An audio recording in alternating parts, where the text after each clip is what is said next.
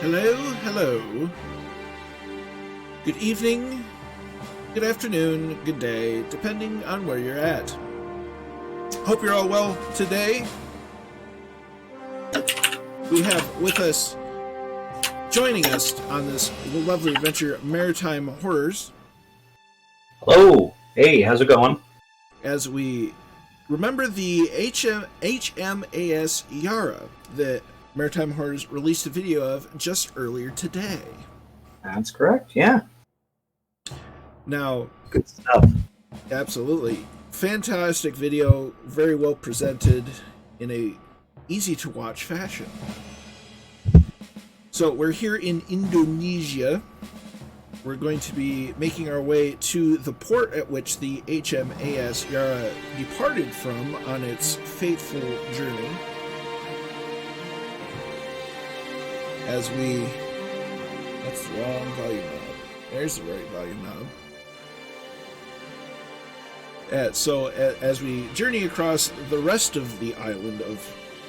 Which island is this, Azimuth, again? It's the island of Java, Indonesia. Java, Indonesia. I'm already making myself look like a fool, and that's just without what I'm wearing. No, it's alright.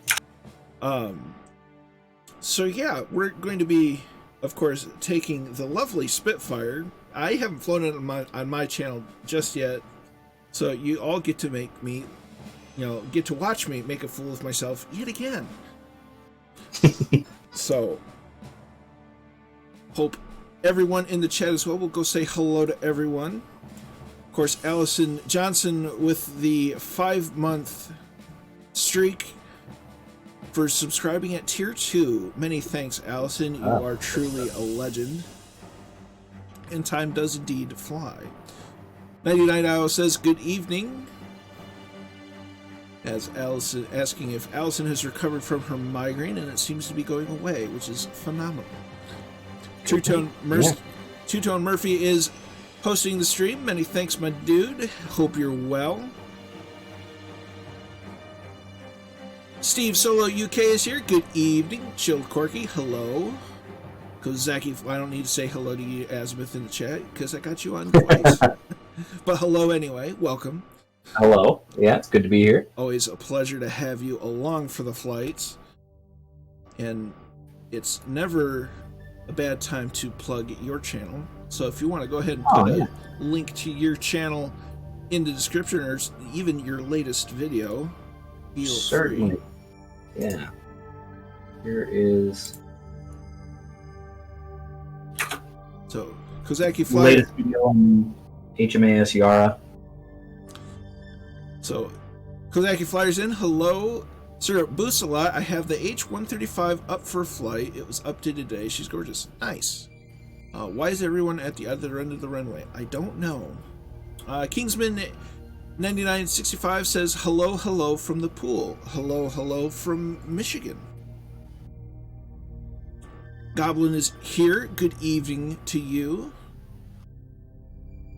Kingsman has got his mom and dad saying hello, hello around the house. Very nice. Jay Whitaker is in the house. Good to see you, my friend. Hope to see you along for the flight. Now that you were lucky enough to win a copy of the Flying Iron Spitfire yesterday in the phenomenal, massive group flight of Spitfires, where we had at least 116, 120 folks flying along. 80 some odd were in Spitfires alone. Wow. As we flew over the south of England and over to Dunkirk. Very nice. It's Kingsman going through the chat. Hey, Steve. Helmet and goggles. That's right. It's my leather hat, and you wouldn't believe the amount of crap that I had to clean up in my area just to find my goggles. It was a mess. Oh, fun. the lockdown shipping, man. You buy one thing and it's easy, just a snowball effect, and next thing you know, you got a room full of boxes. Tell me about it. I've bought probably 4 or 5 historical books in like the last week, and they're starting to slowly trickle in, and I'm like, you're always like, oh, I could use these boxes for something, and you never do. It's like best use for a bonfire. Yeah, true. You got the area for it. Dangerous Brian's in the house. Hello, hello. Gibbo Ireland is here. Good to see you. Scrolling through the chat. Ken Grawling is here. Greetings. Kozaki says, greetings from Coffee Island. There's an island named Coffee? That sounds just like Java Island. Hold on. Valerian is a nice kid on the spit. Murphy's in the chat. Good to see you, my friend. So, as I said, we are indeed in the Flying Iron Spitfire LF Mark 9C. And we're even in the elliptical wing version. I'm often to be in the clipped wing version, but at least I'm in the Royal New Zealand Air Force livery of Grey Nurse, which has the cool shark teeth on it. So Azabeth, why don't you tell us, as we get started, tell us a little bit about the video and even about your channel for those that are new to the stream. Well, if you're new here, I run the YouTube channel Maritime Horrors, and basically the whole point of it is talking about famous and perhaps lesser known maritime disasters, so ships sinking, capsizing, expeditions going missing, and all that, so on and so forth. I also have 2 other series. One is just getting started, but the other one's called The Superstitious Sailor, and it talks about all sorts of famous maritime superstitions and all that. And then the other one's called Anatomy of Disaster, and it basically talks about what sort of things happen at sea and how they happen and sort of a breakdown of them and all that.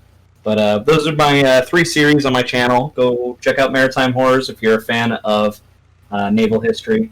I will have some other things, all naval related, but there's some other interesting situations. Like I have a video on a tank battalion planned because they tried to make tanks into boats, and you can expect how that ended. But this latest video is on the HMAS Yarra, a sloop of the Royal Australian Navy that served through a good portion of World War II before being sunk in 1942 by a very superior Japanese force. It's kind of awesome because it was such a small ship, and it went up against impossible odds to defend the convoy it was defending. It's very interesting. I greatly enjoyed researching it. Awesome. So if you haven't had a chance to watch the video yet, I believe Azabeth has put a link into the chat. Feel free to check it out. It is phenomenal, and check out his other videos because they're equally awesome. So as we're getting ready to start up the old Spitfire, I've opened the radiator flaps just because. I've opened the the carburetor air filter. I've set the battery on, and I've turned the fuel pressure knob, and I'm about to hit the wobble pump, which is just a funny name.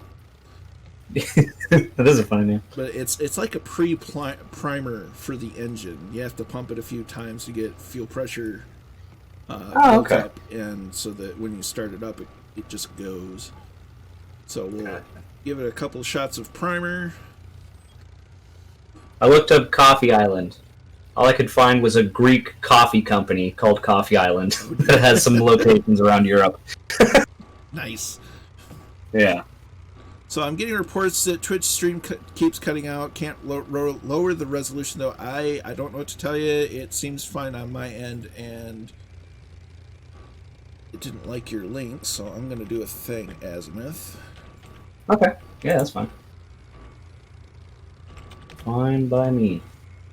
Now you should be able to post links. Okay. Let's see. Frozen is here. Good day to you. See that. Oh, they're on Java. Dragon 40th is in. Good to see you. I need to unhide that.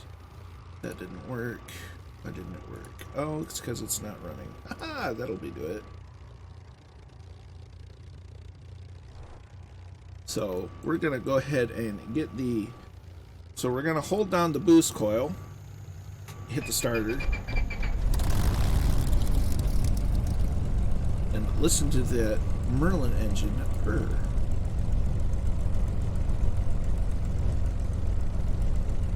We're going from WICC to WAHL.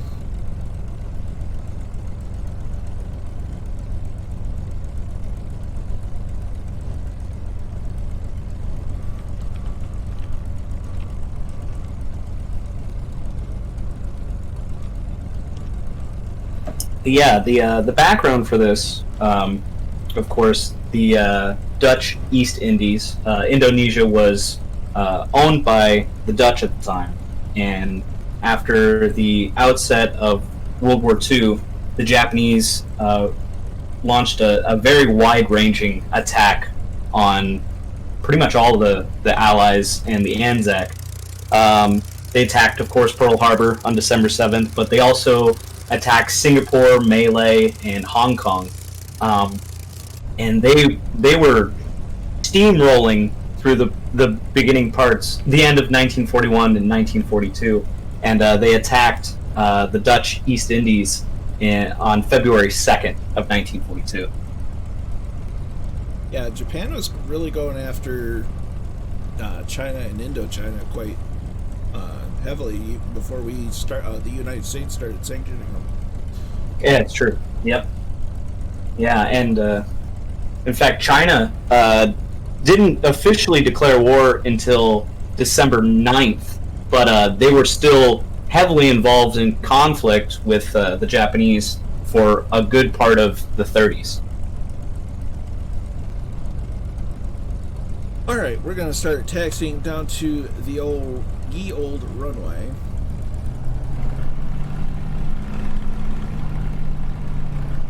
Because it's fun to say ye old. It's true. Can't argue with that. You're in a British aircraft, so that works, you know. Precisely. Ooh, that is beautiful. Love that. It sounds so good. Yeah. So we're gonna take off. What's that? These had Merlin engines, right? Yep.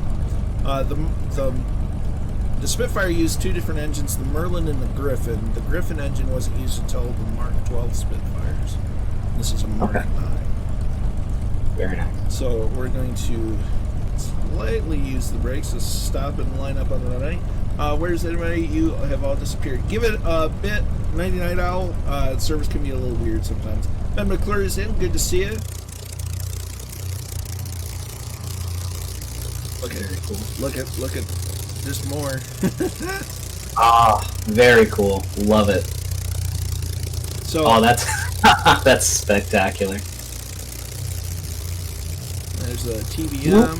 There's some other folks. So we're going to standard practice is to take off with the canopy open, just in case you have to bail out on takeoff. Really? Wow. Yeesh. It's standard practice, especially back in the day when people didn't have near as much training, and it could be really hard to get out of this tight cockpit. Oh, I don't doubt it. So we'll watch that boost gauge. Well, actually, before we start doing that, we're going to set the rudder trim to help us off with takeoff. We're going to set it to about 3 degrees because this thing has a lot of torque. So pull slightly back on the stick. What's that? I bet, yeah. That thing probably hauls. Oh, yeah. We're going to watch the boost gauge go at about 6 or 7. We're going to keep light pressure on the rudder pedals to keep her straight ahead. The nose will come up and start compensating with the aileron. We'll bounce around a little bit because these things aren't meant for it. We're at, so we liftoff from Europe. And it gets a little quiet. And we are airborne. Very nice. In the Superman Spitfire Mark 9. Very nice. Kozaki Flyer, the first 6 months I will run wild. I can promise nothing after that. That sounds like a famous quote that I should know.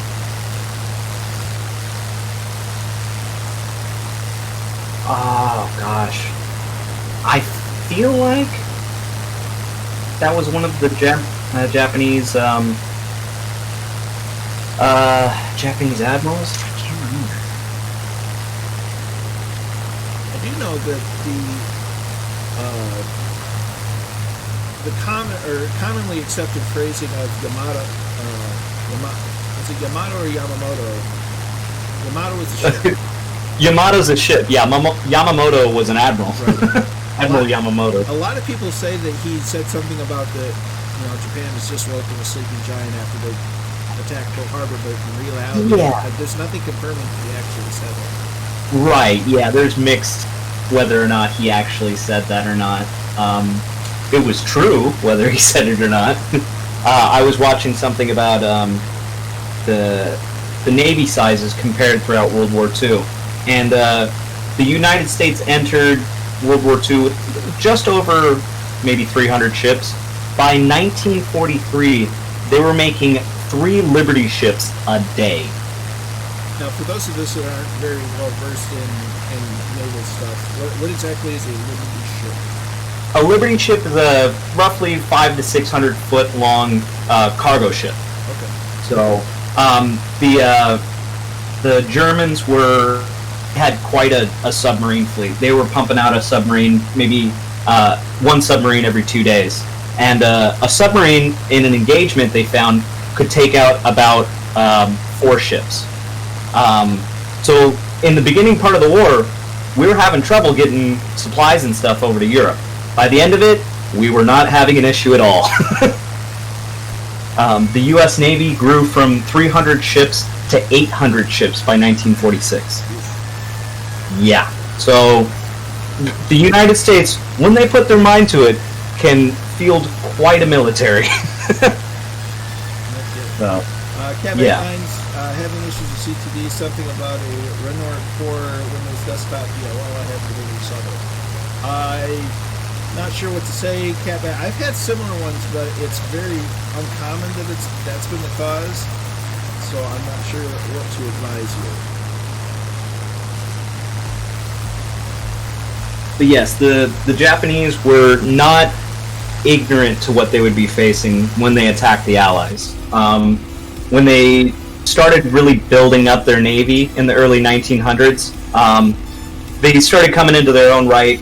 They worked a lot with the British. They were actually allied with the British during World War I. And they kind of knew that, after eventually they were going to have to deal with the Americans. So they knew the Americans had a superior fleet and all that, and they knew they were going to have to deal with that. So they developed something called the Kantai Kessen, or Great Battle Strategy, or Overall Battle Strategy kind of thing. And basically it involved them defeating the superior U.S. Navy through one decisive victory. And they kind of tried to do that at Midway, and unfortunately it just obviously didn't go their way. And from then on, they were just kind of on the down foot. But before that, they were doing very well in the Pacific. Yeah, for a long time, they were really giving us a good shellacking. Oh yeah. And that's kind of what happened in Indonesia, basically on Java and all that. They knew the Japanese were coming because they were just steadily marching south. And there was kind of a general retreat order, or not a retreat order, but a withdrawal south order for all of the Allies. And Java was in the process of doing this retreat when the Battle of Sunda Strait happened. And that's another story I'll probably be doing later. But that was when a U.S. Navy destroyer and a Australian Navy destroyer went up against the landing force that was attacking and trying to land on Java. And of course, both ships lasted for several hours, did quite a bit of damage, but ultimately ended up being sunk. And the fleet was able to land on Java and start their attack. Roger that. Yeah. So we're going to undo the rudder trim because we're up in the air, so we're tracking fairly well. And we're going to go ahead and follow our flight plan down to, I forget the name, it has a different modern name than it did at the time the Yarra departed. Yeah. God, I can't remember the name. It was like, I'll have to look it up actually. It's a difficult Indonesian name that I don't know. Fair enough. Yeah. But so we're making our way there for our first stop. I was originally gonna there's an airport listed specifically in that port area, EFD, whatever. I overflew it last night. It's basically a dirt road, and it's right next to some buildings. So landing in there in a Spitfire just doesn't seem like a great idea. No, probably not. So probably could be done, but yes, not easily. So we've since moved to a more paved runway. We're going to go ahead and hide my webcam because no one really wants to look at me. Ah, don't say that. I like your cap. It's a nice leather cap too, and it's not too thin. Murph has this more fancy one, but it's more Ushanka looking. Yeah. His goggles are better though. Oh yeah. When I get to streaming, I'll have to see if I can get like a one of the what are they called? The white little sailor caps. The Dixie Cups. The Dixie Cups. Thank you. I could not remember the name. Yeah, I'll have to see about getting the Dixie Cup. You should have one from reenacting, shouldn't you? No. I do. It got a little mangled. It's a little munched up right now, so yeah. So I'll probably end up getting a new one. Murphy says his is essentially a head cooking hat. Yeah. I feel like that would be designed more for colder climes. Murph, just set the thermostat down a couple degrees Celsius. You'll be fine. And he's got the 2080 Ti, so that in and of itself is a bit of a head or room cooker. That's a space heater. Oh. Yeah, I bet. Holy cow. You need a good cooling system for that. But Murph's an absolute legend anyway, so... Absolutely. Kozaki Flyer asks if we've read Hornfleischer, or Hornfleisch? Hornfleischer? Yeah, I was going to say, you look it up because I'm not at being successful saying it.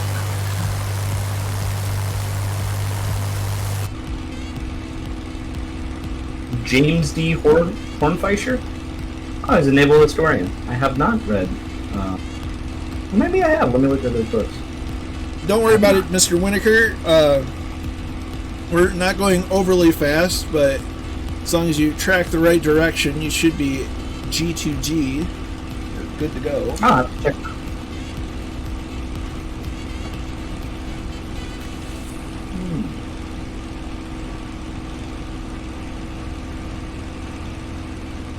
Basically, Mr. Winokur, if you use your rental power, you should catch up just fine.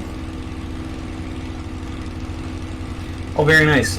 He did a book called Ship of Ghosts, which was about the USS Houston. And that was one of the ships involved in the Battle of Sunda Strait. Very cool. Yeah, I'll have to pick that one up. We're starting to get Spitz information. Ailerons into the Wind is raiding with a party. Well, welcome along. Glad to have you. Hope you're doing well, my friend. Very nice.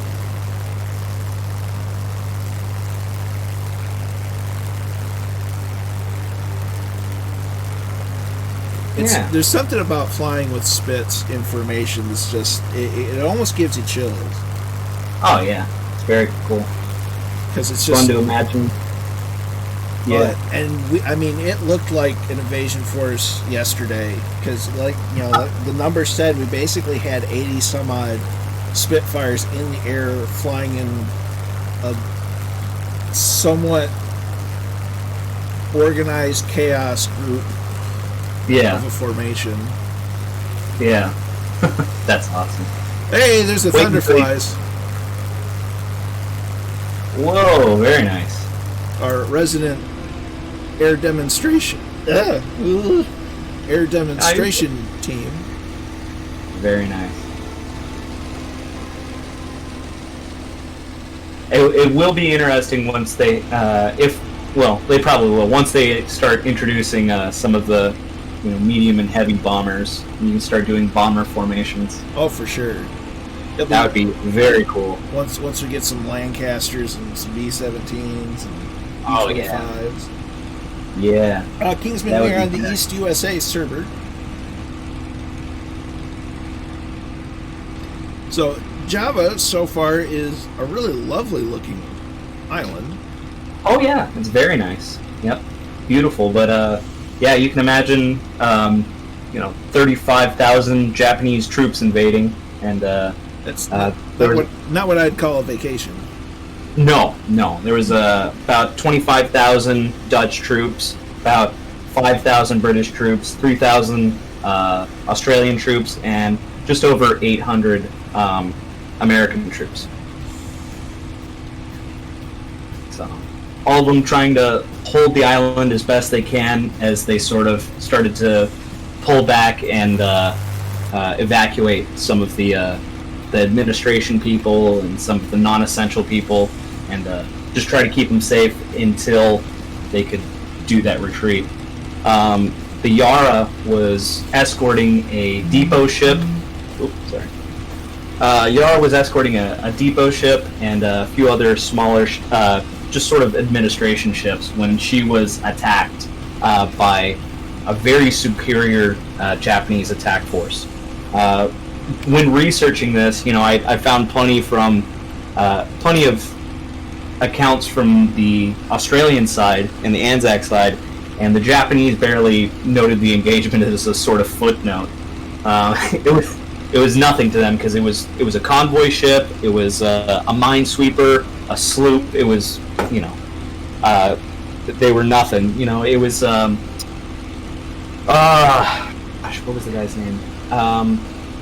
It was the Vice Admiral of the Task Force Sentai 4, Vice Admiral Nobutake Kondo, and he was leading 3 Takawa-class heavy cruisers, the Takawa, the Maya, and the Atago, and then 2 Kagero-class destroyers, the Arashi and the Milwaukee.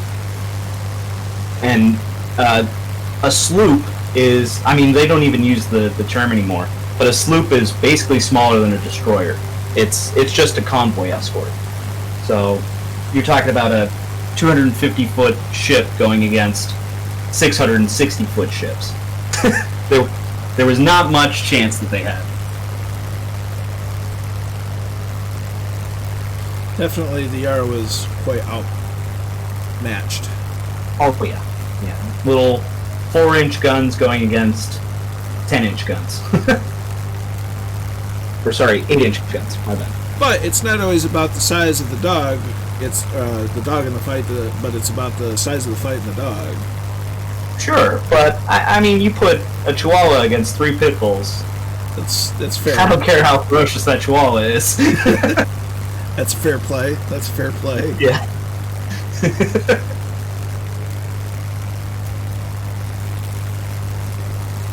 Oh wow, this is really pretty. Dragon 40th, I don't remember specifically. It might be propeller, pitch, trim, axis. I don't recall specifically the exact name of the binding. Look at him go. Don't hit the trees. Whoa. So they're flying. I think. Oh, well, only 2 survived. Oh no! 2 kept going. 2 are lost in the woods. Oh no! So all right, mark the location. We'll send a pickup crew. someone deploy the goose. Yeah. Oof.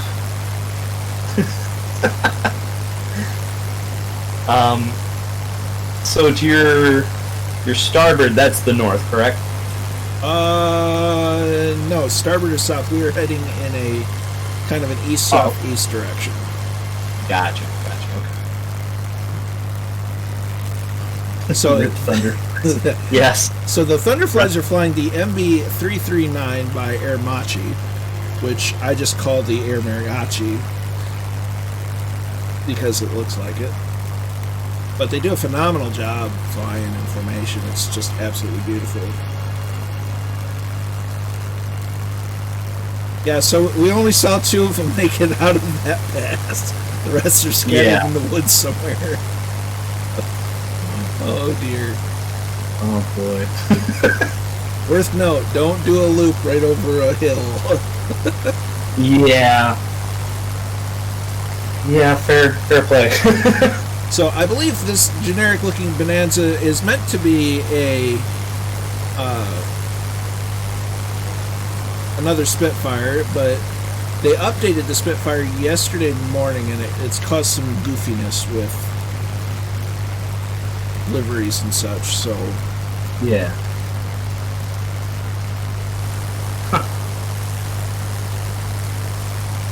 Just absolutely beautiful island, and I don't think this is even the most interesting part of the island necessarily.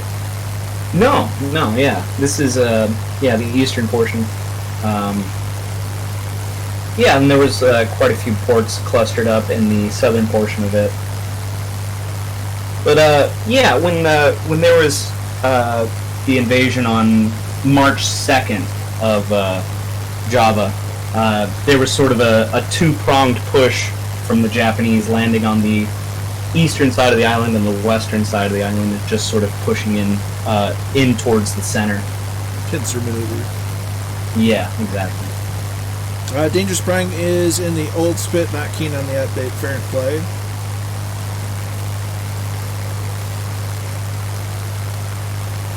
There's my reminder to hydrate, because hydration is important.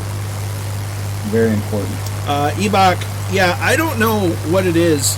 They're having all kinds of issues, and it really only came to light during the big Murph Fabio Forder CDL stream yesterday, and nobody really knows why it's acting weird like it is. Because I'm running the new version, and I've seen liveries from both showing new and old, so it's really odd.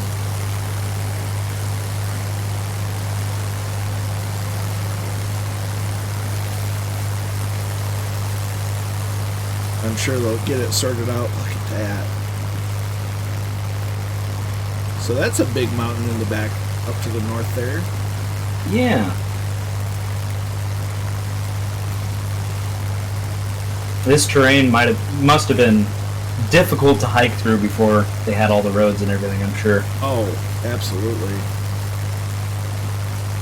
Without a doubt. I mean, you just look at these mountains in and of themselves, and I mean, you got a fair amount of flatter land, but even still. True. Let's see. eBox says downloaded 15 minutes before yesterday's event, and I'm the only. Yeah, I don't know. It's really odd. eBox. I have not yet seen an explanation for the weirdness. So we're all just kind of scratching our heads and going, I don't know. Because some spits show up like that one, and I think that one, and others don't, as Allison Johnson is hosting the stream. Many thanks, Allison.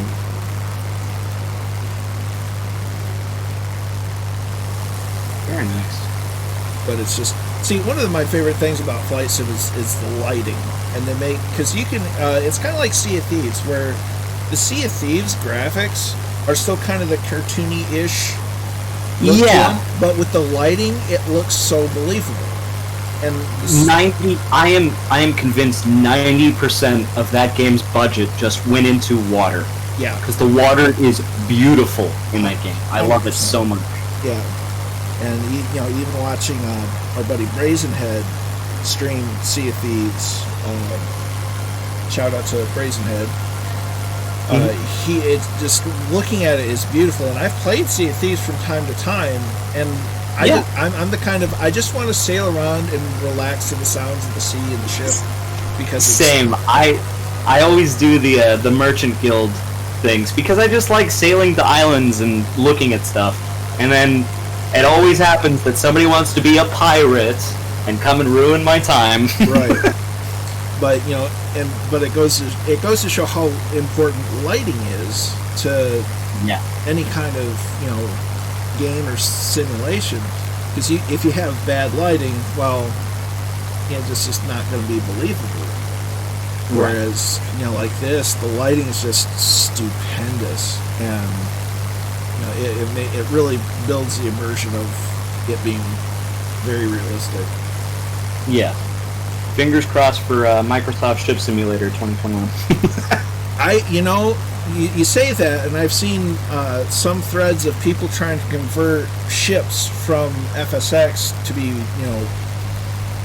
quote unquote flyable in MSFS. So it wouldn't surprise me that it shouldn't be terribly long. They're starting to add particle physics. Nice. Particle effects, I should say. Yeah. So you looking at very soon getting wakes and cool. other things boats cause in the water.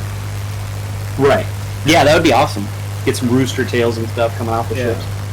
Body P That'd says be you guys should play Atlas. That's quite nice, and you can build ships and sail. Ooh, nice. Ooh, yeah, I'll have to look that one out.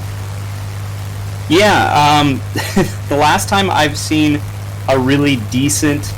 Holy shnikes, 1 second. Two-Tone Murphy gifting out 10 Tier 1 subs to the community. Oh, nice. Those subs going to Body P, Rad Pilot Randy, Dangerous Brian 45, Zerol, Gusty Crosswind, Chilled Corky 54, Bad Guy Corn Pop, I like that name, Epic Fool, Viper Strike 9510, and Whoosh Blammo.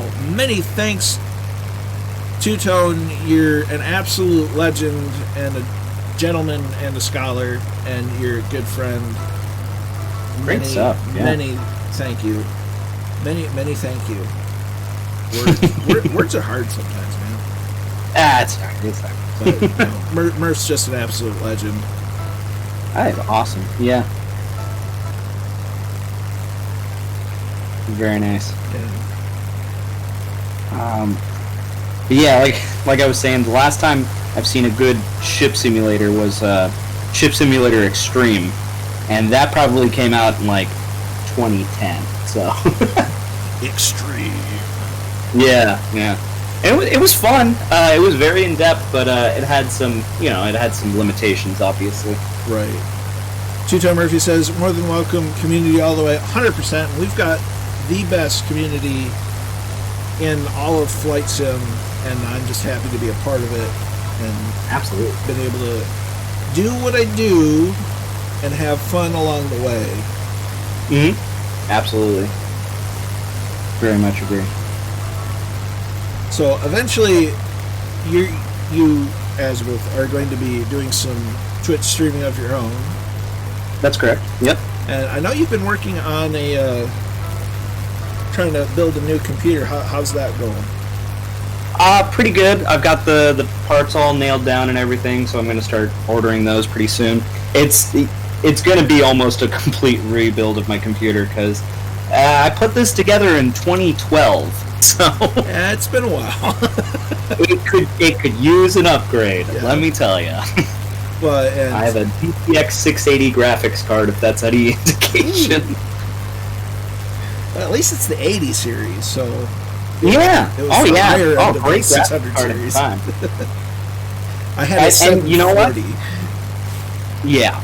It's stayed, it's stayed pretty strong for a good few years, you know. Right. And it's only until recently that I've been like, I can't really play these newer games. Well, once you get your new rig up and running, we'll have to get you into a little bit of flight sim. Absolutely, yeah. I'll scrape along on the ground. Yeah, no problem. Well, some of us is doing that just today. Yeah, I mean, the elite flight team ran into the ground, so if the elite flight team can run into the ground, so can I. There's no shame in the Firefly community. And we've everybody. I mean, I've landed without landing gear before, and so we all do it. I'll just find something with fixed landing gear, so that's one less thing for me to remember. There you go. Goblin Zoo says that he's played Age of Sail 1 and 2. Oh, I think I've heard of that one. Yeah, that's a good one. Another one that would be really fun to maybe stream and play with friends would be Black Wake. I've heard of that, but I don't know much about it. It's like Napoleonic era Age of Sail, and it's think less cartoony Sea of Thieves. But not like an RTS or anything. No, it's all first person. Okay. So, yeah, you got people. You run around on the deck and you load the cannons and all that sort of fun stuff. So, very cool. Yeah. Yeah, definitely. Maybe I'll see if I can. You can get like a TBD or an Avenger, and I'll fly your rear gun for you. There you go. Yeah. But no, I look forward to it. I'll definitely be doing a lot of nautical themed streaming. As many nautical themed games as I can get my hand on. I'll probably do some Halo because let me be honest. The one thing that I love probably as much as naval history is Halo. Speaking of which, sent you the other day that video for the IL-2 add-on tank crew, because that's another that's another one of your passions is tank. Very true. Yeah, that would be very fun. Yeah, I played World of Tanks back in the day, and World of Tanks is okay. It's a little arcadey, but played a lot of War Thunder tanks. Loved War Thunder. So yeah, definitely, I'd hit that up. I know Jay Winokur has been playing a lot of IL-2, and it looks like a fun game. Yeah, I've messed around with it a little bit. I need to spend more time with it and get used to it. It's just setting up the controls is a lot different than setting up in Flight Sim, as we've got some growing clouds in front of us. Oh yeah. Yeah, look at that. Sort of materializing. Yeah. But yeah, I would say the last time I've done a quote-unquote flight simulator would be Ace Combat 4. Oh dear. That's been a while. Yeah. Been a while, yeah. Goblin Zeus says Silent Hunter series and Dangerous Waters for modern subs and ships. Yeah, those are good ones. I've definitely heard of those. Yeah. I'll be the first to admit, I don't know that much about submarines. I don't think a lot of people do. Yeah. My sailing days, I typically have tried to avoid going underneath the water. I mean, that's, typically where you want to be is, not in the water. Yeah.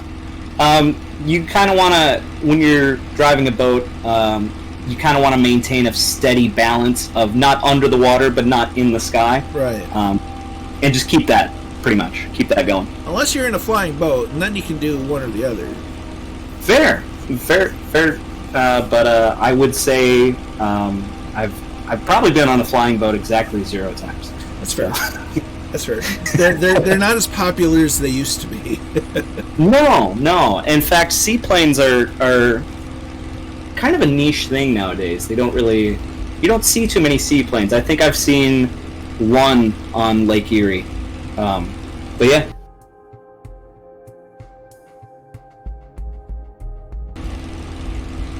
I think I'm having a sim crash.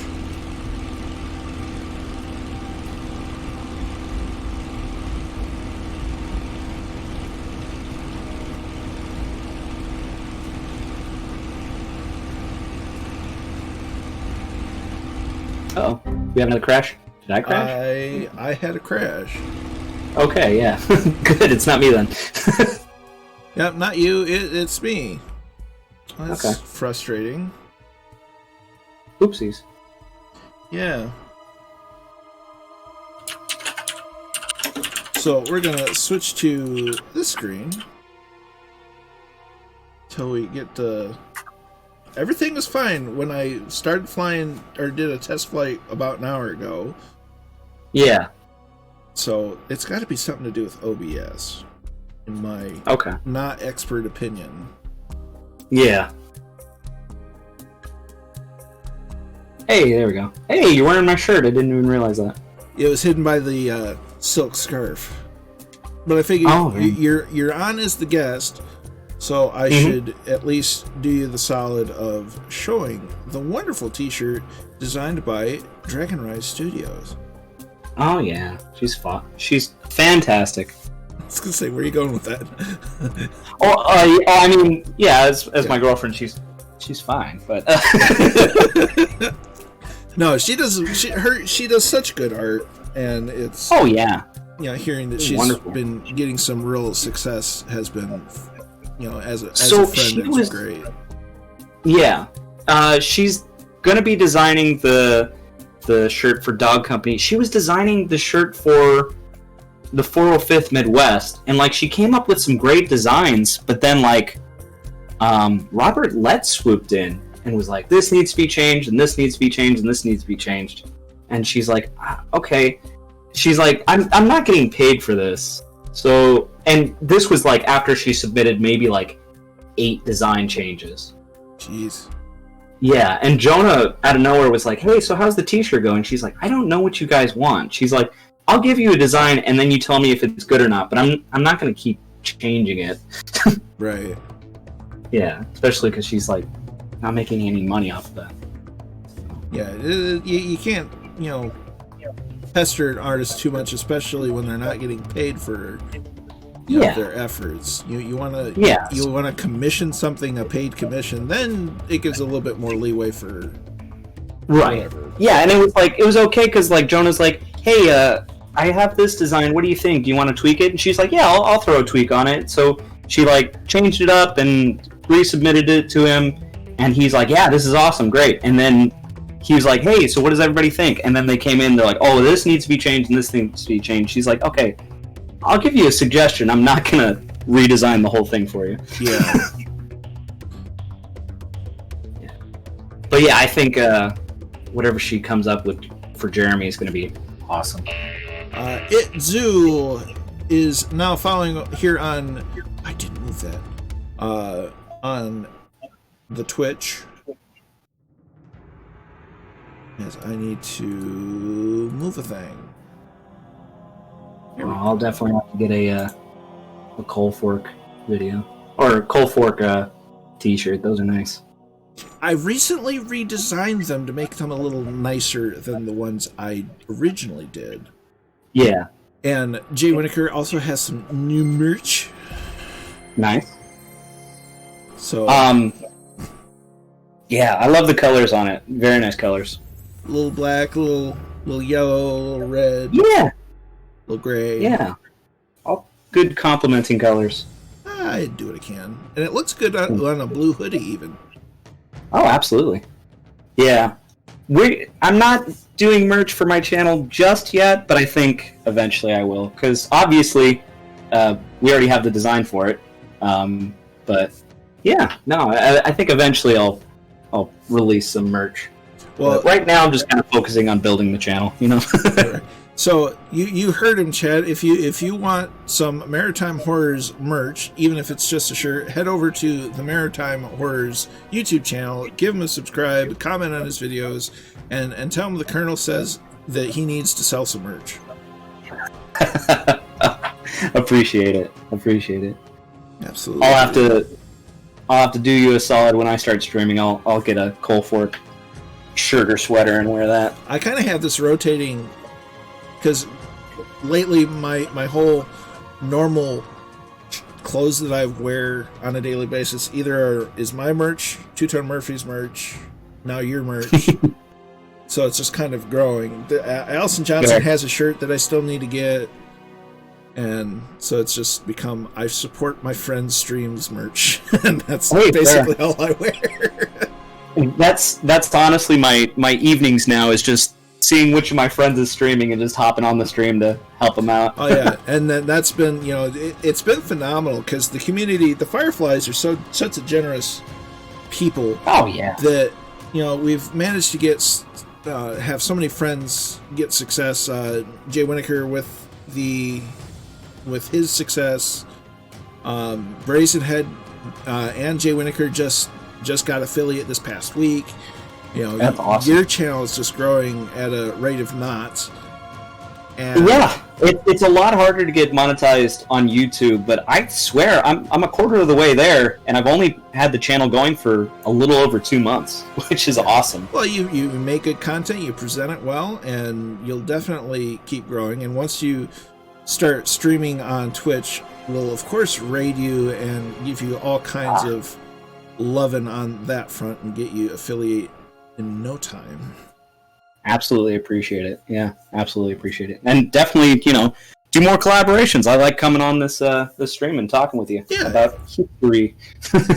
It'll be finally good to see you in person for the first time in well over a year now, probably closer to a year and a half. Yeah. Get vaccinated, people. I got the first half of mine. Definitely get those vaccines in you, get that good stuff in you.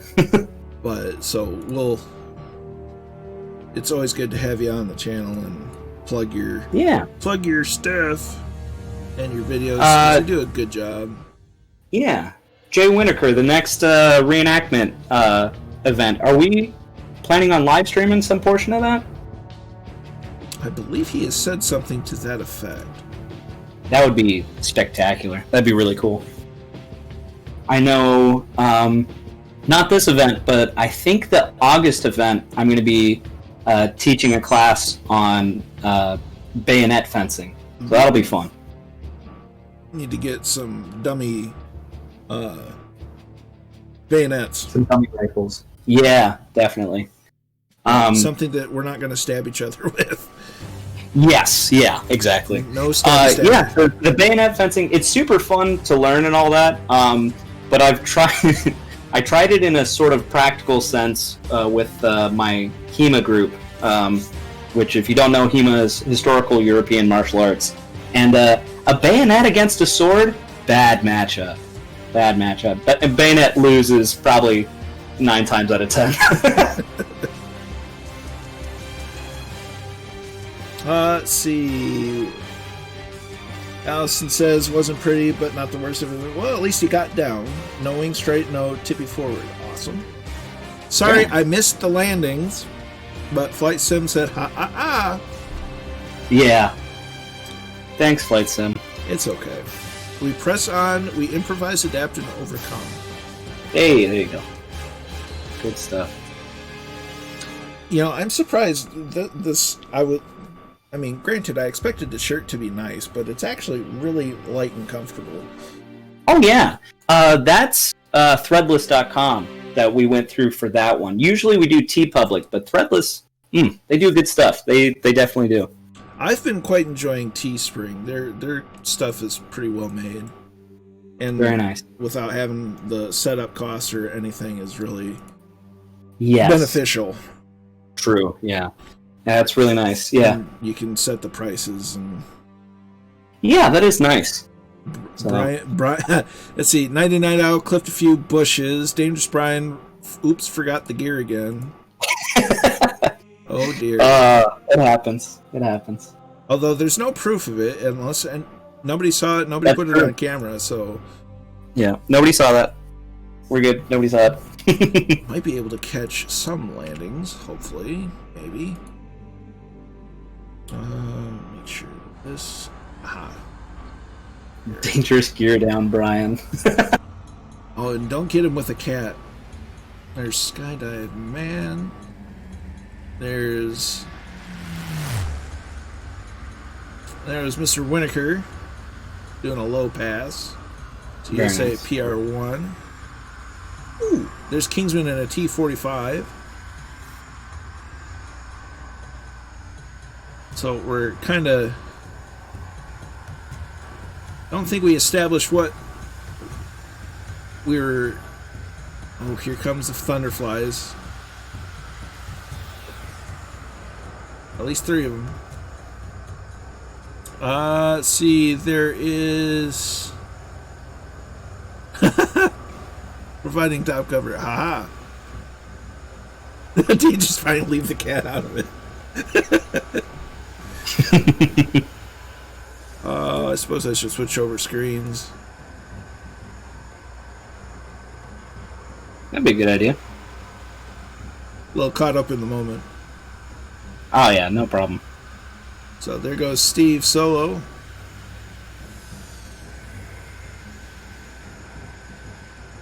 There's Brian.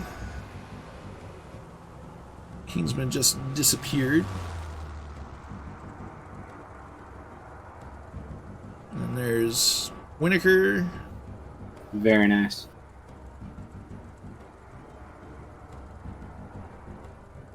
So I've changed a few clouds, and I'm trying to hope that reduces the number of CTDs we have to deal with. Yeah. So, that being said, we're going to go ahead and get back in our cockpit. We'll go through the setup once again. So we'll do this, do this. We're going to turn name tags off.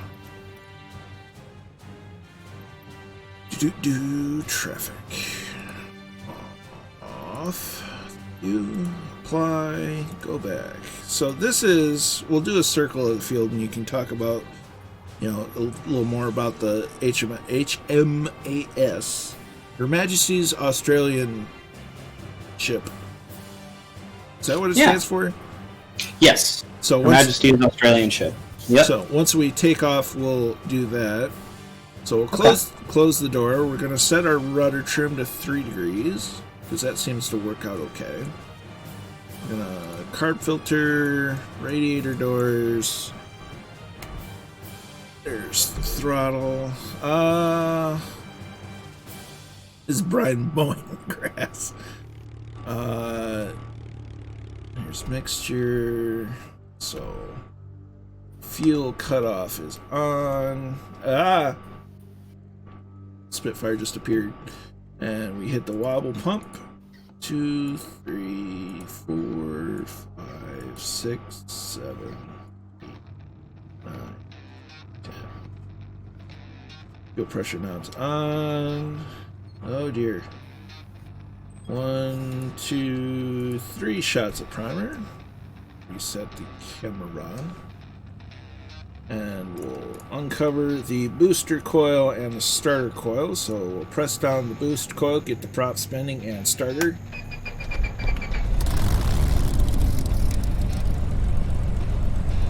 And engine is go.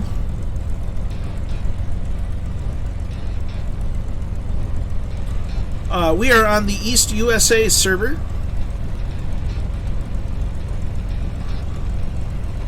They will come back. It happened twice before. Yeah.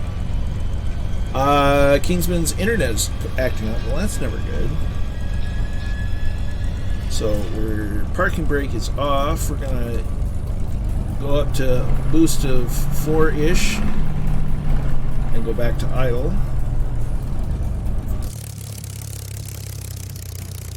And we're gonna get rolling.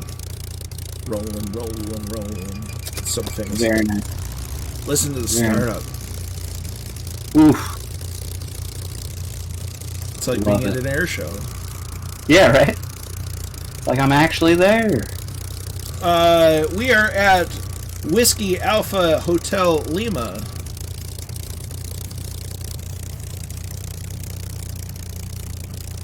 Very nice cat bat. So we're going to taxi down to the right, because that end of the runway is much closer. And you can notice, it's really hard to see over the nose. Yeah. Which is a very common problem with warbirds. Yeah. So typically what you do is you do S-turns. You kind of slalom the center line of the taxiway or runway to kind of see straight. As we just got buzzed. Huh. Very cool. The interior is just very well modeled, and it just looks spectacular. This thing, it looks beautiful. This thing in VR is probably the best experience you could ever have flying in VR. I would love that. Well, maybe you can experience it when you come up and visit. Yeah. Oh, hell yeah. I would love that. So many cool things you can do in VR. Oh, for sure. It's phenomenal. And then once you start getting other folks flying around you, that's just a unique experience in and of itself. I mean, you could be in a 172, fly in a group in VR, and it's just absolutely, a whole new world. That's so cool. Everybody just came back for Goblin. Awesome.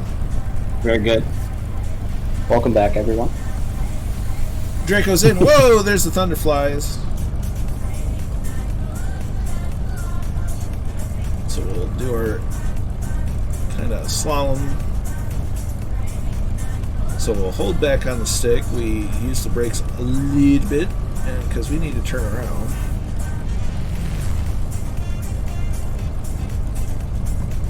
Absolutely, Goblin. So we're going to set nose trim down, or pitch trim down a little bit. We're going to make sure we're straight on the runway, and we're going to, I suppose I should get my webcam back for takeoff. So we're going to boost up to about 6. Do the light. Ooh. Oh no. Hang on there.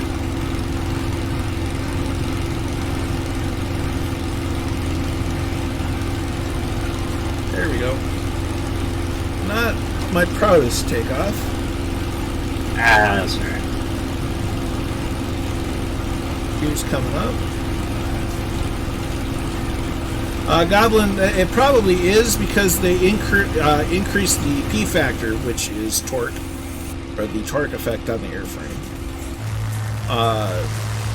So adding the rudder trim is very important.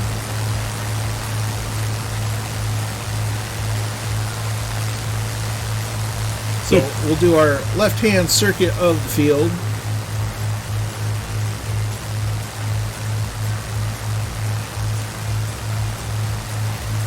Taka, taka, taka. Just like in Battle of Britain. Oh, yeah. Very cool. And the use of the satellite imagery, even in an area such as this, is just, it makes it so much more real. Oh, yeah. Absolutely, yeah. They did a great job. Looks 10 times better than anything that's come before. Yeah. Yeah, it's not to sit here and say it's definitely not the perfect sim. It still has its quirks, but it hasn't even been out a year yet. Yeah, exactly. I think a lot of issues. Oh, here we go. We got the Thunderflies coming up from behind. Oh, very nice. All 5 of them. Nice. That crash did them well. They grew by 1. Maybe they're. Well, we're not going to go there and see what they might have been doing. They found a shipmate lost in the woods down there. They took him up with them. That's exactly where I was going with that. Yeah. But I think once DX-12 gets introduced to Flight Sim, I think it's going to be a little bit stabler. The performance is going to be a little better, and that should be coming this summer. Because when it launches for the Xbox, whatever new version it is. Oh yeah, the Xbox X, Series X. Yeah, something like that. Yeah. Since that console runs on DX12, and they're gonna release Flight Sim for it, that's when they're gonna update the PC version to DX12 as well. Oh, very cool. Yeah, it's funny, I get caught up on consoles, and then my computer lags up behind, and then I get caught up on my computer and my consoles lag behind. I I just got Red Dead Redemption 2 for the Xbox One. I'm still behind. I wouldn't worry too much about it because I think the days of one or the other are getting closer and closer. Yeah, I agree. Because I love my Xbox One, but I use it more for a Blu-ray player nowadays than anything. Fair. Yeah, the only reason I've been using my Xbox is I've been playing through Halo with Danielle again. And that's a good avenue for that, for sure. Oh yeah, absolutely. So, we've got she just got Super Mario Alpha Jet. Ooh. What's that? Said we have a Dassault Alpha Jet. Ooh. That's actually a freeware aircraft. Really? And it's actually well done. Huh. So as we're flying above, we can talk a little bit more about the HMAS Yarra as ailerons into the wind is now following. Many thanks, my dude. Very nice.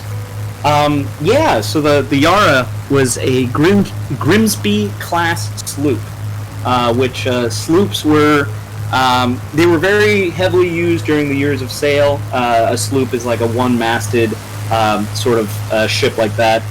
They had sloops of war, which were very small attack ships, and they kind of fell out of usage until about World War I, when they brought the classification back in. And it was basically just a slow convoy escort.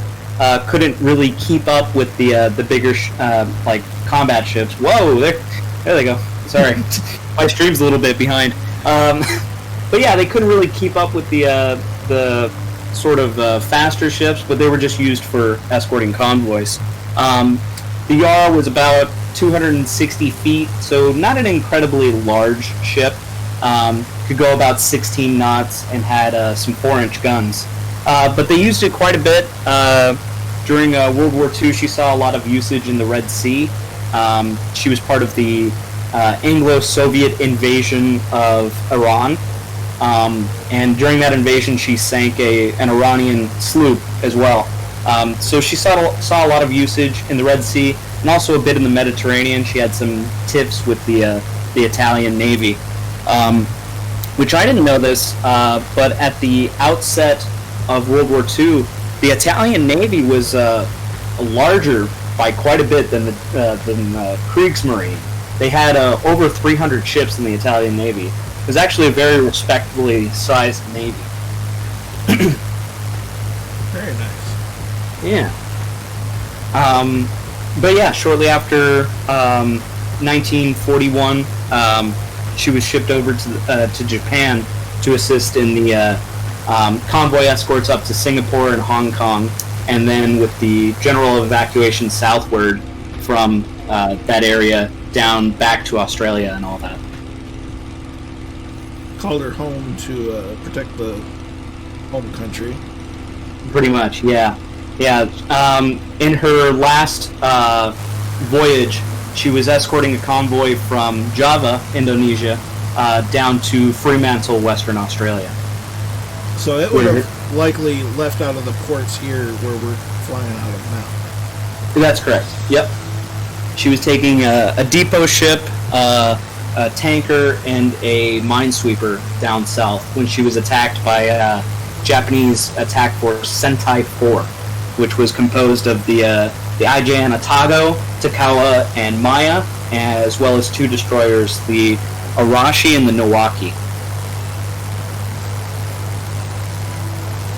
But unfortunately, yeah, those tiny 4-inch guns and that very slow 16-knot speed was just not enough. She turned to attack the ships, giving the order to the convoy to retreat, to scatter. And she turned to attack the ships, and we're talking a ship a third the length and maybe like a tenth the weight of one of these heavy cruisers. And she's going against them with 4-inch guns, and they essentially just kind of circled her outside of her maximum effective range and just pummeled her for an hour before the ship finally sank. It sounds like a tactic that I employ often in multiplayer like shooter games. I'll be the distraction and let something else more important, get closer to the objective. Yeah, that's essentially what it was. Is the Yarra acted as a distraction. Later on, the commander, the captain, Lieutenant Commander Rankin, was honored by a Collins-class submarine being named after him, the HMAS Collins. And the motto for the Collins is "Protect the Weak," which is very fitting. Very nice. Yeah. There's actually currently a campaign from naval historians to get Lieutenant Commander Collins recognized and posthumously awarded the Victoria Cross, which I think would actually be very fitting. He's very deserving of that. What he did was an incredible sacrifice. Oh, absolutely. I agree 100%. Yeah. Very cool. Not this upcoming Sunday, but the following Sunday, I'll actually be talking about another Australian ship, the HMAS Perth, which was actually lost during the Battle of Sunda Strait, which took place just north of Java and preceded that sort of engagement. And the Perth has a very wide-ranging history, a very cool cruiser, so that'll be a fun one to do.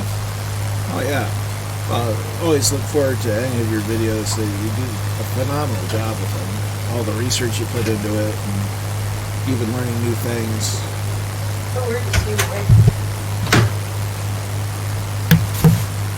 Yeah, no, it'll be fun to do that. And then right after that, I also have kind of a fun April Fool's video planned.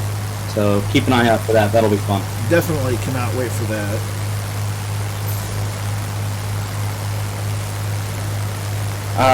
Just a second, I'm gonna get something to drink. Roger that. So I hope all of you Fireflies are having a good flight today. Sorry for all the technical difficulties, but it's always a good time having Azimuth along.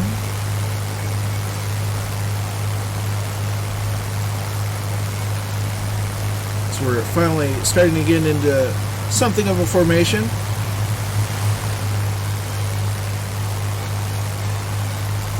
As we're flying over the mainland of Java. I need to get in here and adjust some rudder trim because we're going a little too far, listening to the left a little bit too much.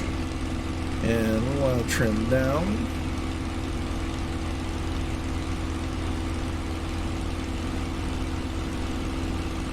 And they really did increase the P factor.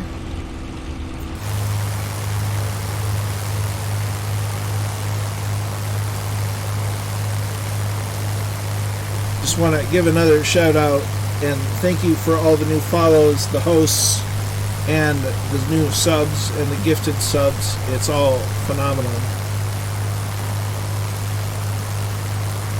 Your support is absolutely appreciated.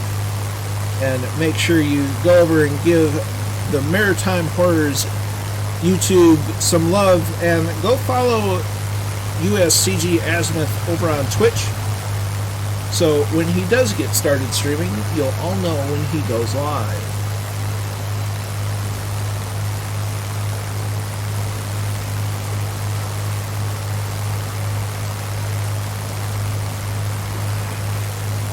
I did that wrong.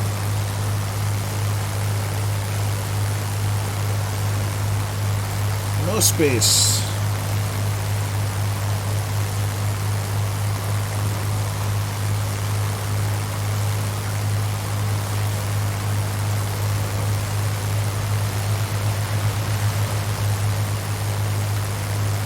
Awesome, Allison.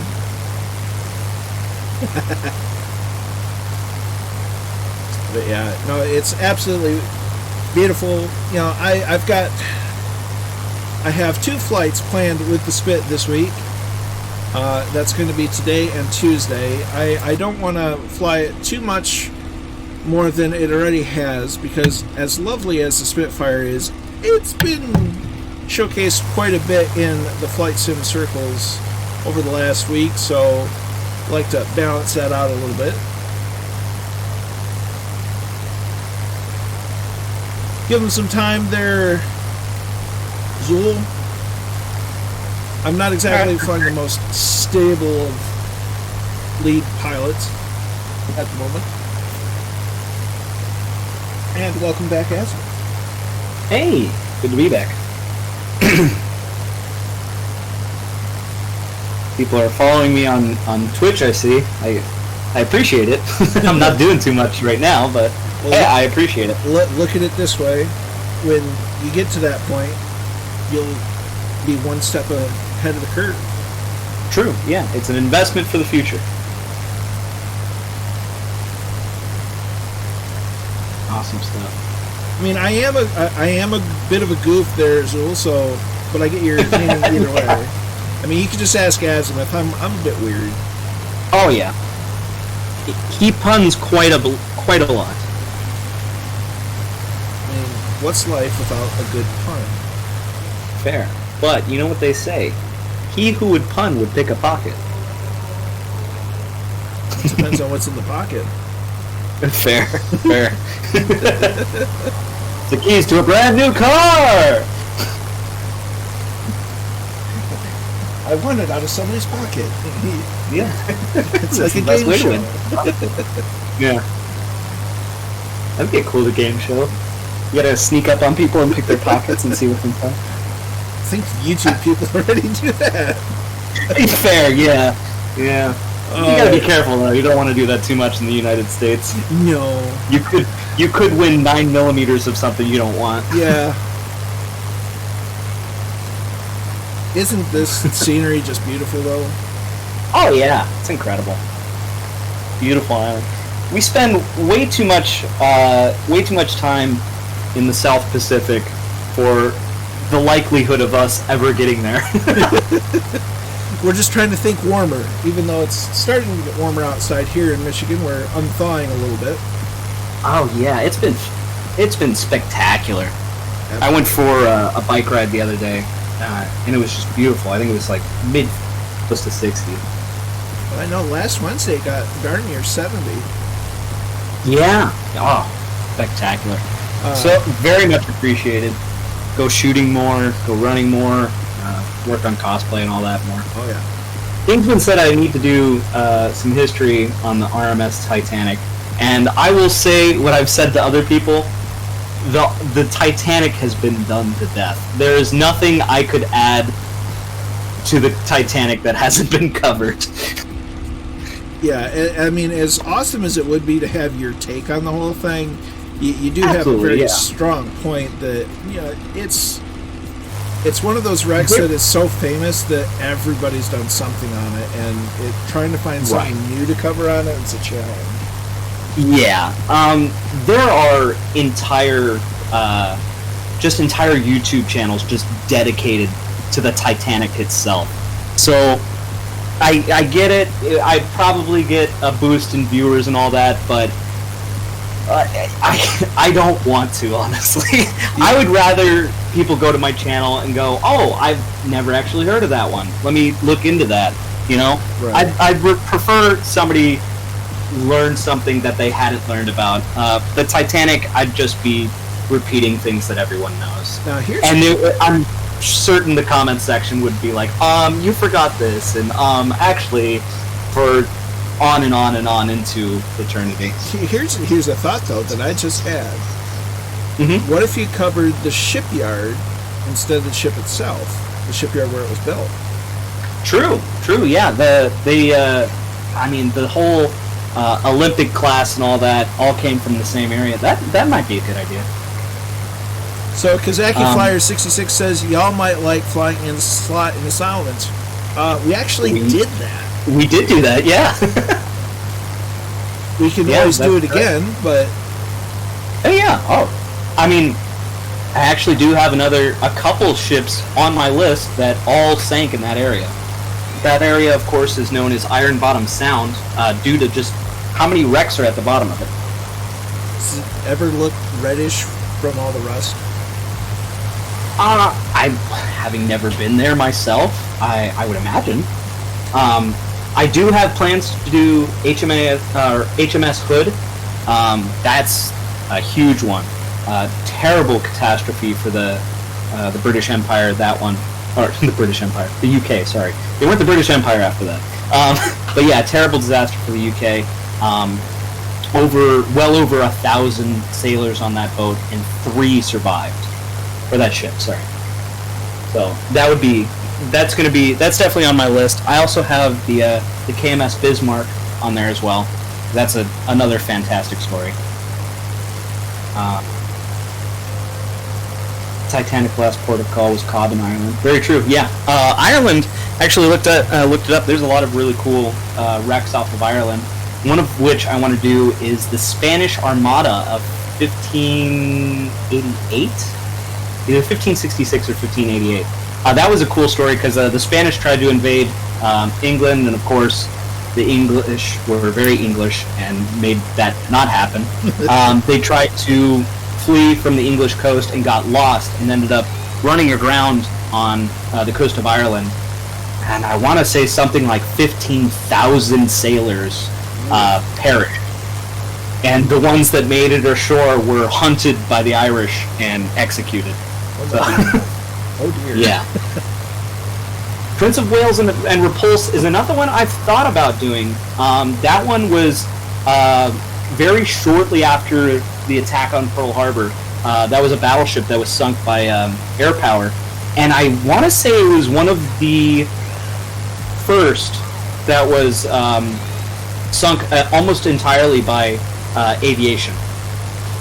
So that's a good one, the Prince of Wales. That was a British battleship that was sunk. So.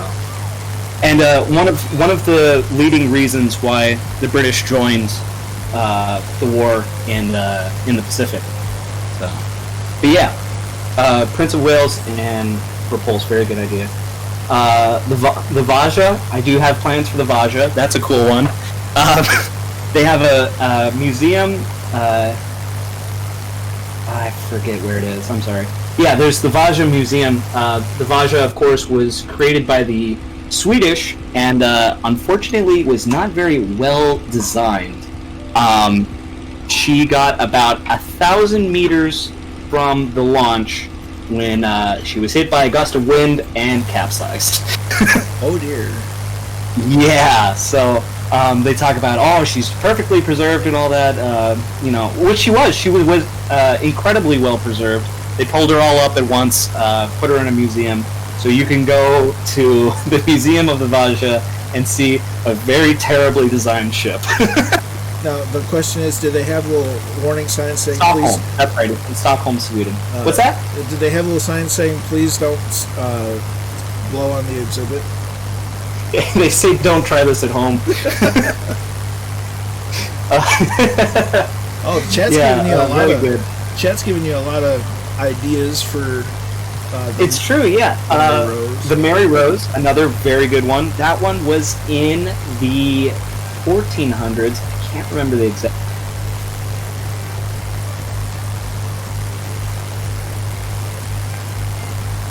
England. And they're not 100% sure why. She made a turn and then just filled up with water and sank. Uh-oh. No worries, just me. Okay, cool. Yeah, filled up with water and sank. They think one of the leading causes was the crew was predominantly Spanish and didn't speak English. So they think when the order was given to close the portholes or the gun ports on the side, they didn't understand the order, and they turned and the gun ports filled with water, and the ship capsized. Whoops. A real tragedy on that one, because I think only about 30 out of 500 of the crew survived, because they had anti-boarding nets on top to keep boarders from getting down into the ship, but it also kept people from getting out of the ship when it capsized. So, very interesting, the Mary Rose. And there is a fantastic museum for that in the UK as well, which, if I ever get to the UK, I would love to see. Flagship of Henry VIII, that's true. I believe Henry VIII actually watched it sink. So, very interesting. Did you see Merce? Maybe have a read about the HMS Oxley. Yeah, I'll have to look that one up. I actually don't know about the HMS Oxley. Is everything going okay with the stream? Oh yeah, the stream's fine. Okay. Don't mind me in the background restarting flight sim. Okay, good to go. Yeah, the stream itself perfect. You're doing a phenomenal job. I'm just trying to look like the tech wizard in the background. Yeah. I think the oldest one that I currently have on my roster dates back to 79 AD. That's a while ago. Care to warrant a guess on what that one is? I have no idea. That is the... Huh? Noah's Ark. Noah's Ark. No, it's not Noah's Ark. Shout out to Dragon Eye Studio. Fantastic suggestions. Noah's Ark. Nobody died on Noah's Ark, okay? Supposedly. Oh. No, that would be the Roman fleet that went to assist in the rescue at Pompeii during the eruption of Mount Vesuvius. Ooh. Yeah, that'll be a fun one. No, Romans in Britain. I don't know how many fleet actions happened to the Romans in Britain, but yeah, it was during the eruption of Mount Vesuvius. There was a Roman fleet that went to assist in the evacuation of. It wasn't Herculaneum. It was one of the other nearby coastal towns. But they sailed over using the wind. They got there. Started evacuating people and realized that the wind that got them there was not going to let them leave. So they, unfortunately, were caught in the eruption. That's not good. No. Pyroclastic clouds and wooden boats do not go well together. Noah's Ark. I love you.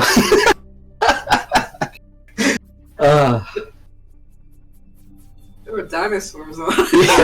There were dinosaurs on Noah's Ark. That's right. If you believe the Noah's Ark Museum in Kentucky. Books. Oh, I would love to go my to. God.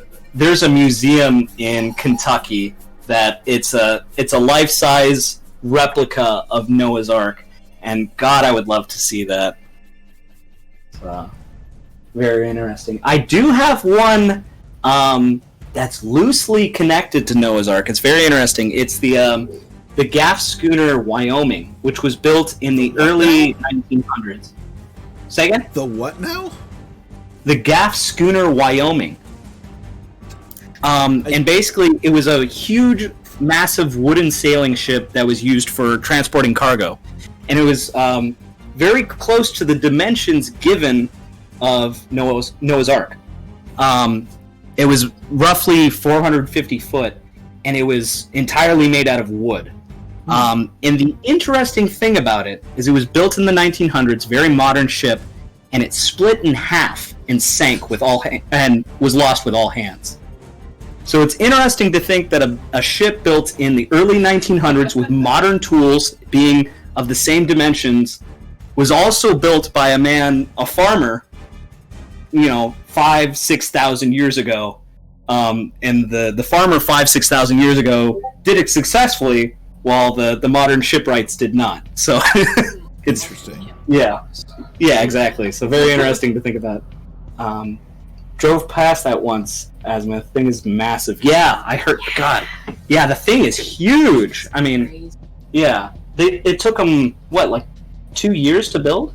At least. Yeah. It took us a year to do the animatronics. Yeah, it's funny because my girlfriend did a lot of the animatronics that are on the museum, so she's wanted to see it for a while. Purely for the giggles. Purely for the giggles, she says. Yeah.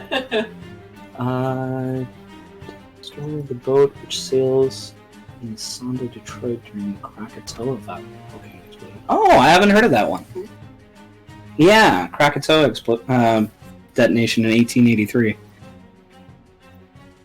Yeah. But yeah, going back to the Mary Rose, that's such an interesting period of history to me because she had cannons and all that. That was her main defensive and offensive capabilities. But she had something like 300 archers on board. And that's such a weird period to think about, that you had a ship both armed with cannons and archers. Such a weird, crossroads there. Because, of course, we think of Marines back in the day having muskets and being up in the masts and all that. But just thinking that their Marines back then were just archers. So very cool. These are great. These are great suggestions. I really appreciate it. I hope you're writing them all down. Oh, absolutely. Yeah. Yeah, I'm looking up all of these after this stream.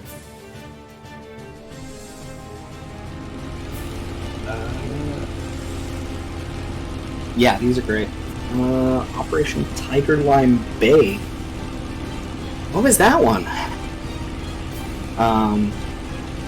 Yeah, I don't know about that one. I'll have to look that up. I don't feel too terrible about not remembering some of these, because, I mean, we've been sailing on the sea for centuries. Yeah, millennia. So, I read about one African king in the 1300s that gave up being the king so he could go on an expedition and sail west from Africa in canoes. Yeah, and it's a lost expedition. There's no evidence of what happened to them.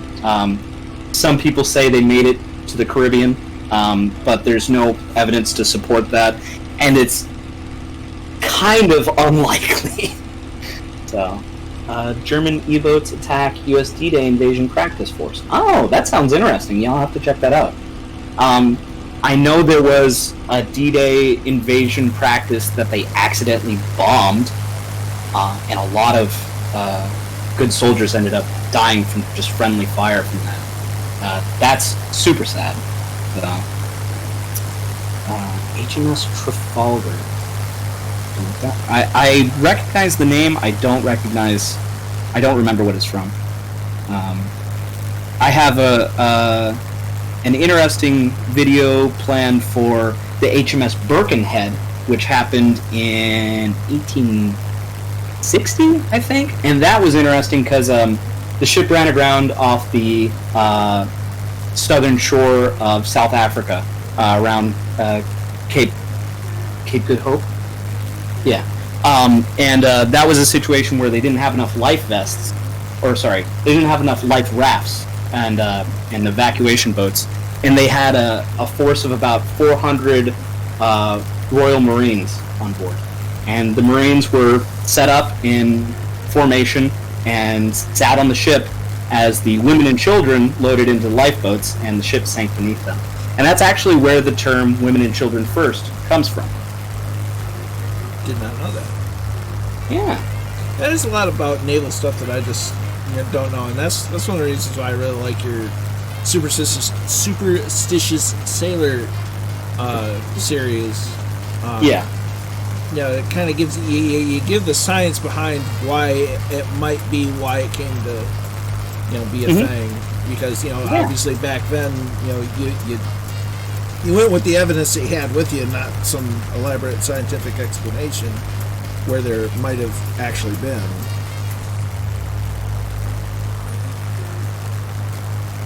Theory of evolution. So it was, it was Darwinism. It's like, well, that guy did that, so let's not do that anymore. So it just took one or two people to go, that might be bad luck. I'm not going to do that. So. And Did we lose it again? Well, I'm not having a good time trying to get flight sim to work. No kidding, yeah.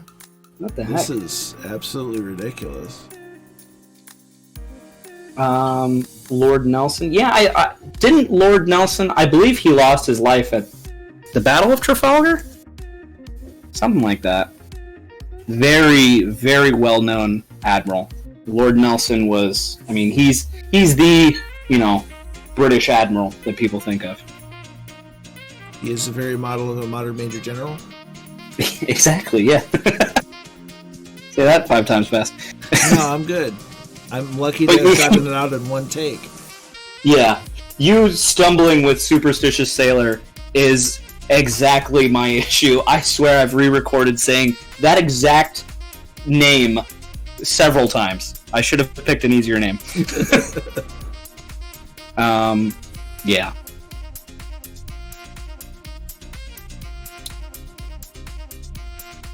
You also had a suggestion for a video series that I might do, talking about the different phrases and sayings that sailors have, and where they sort of came from and what they mean, which would be very cool.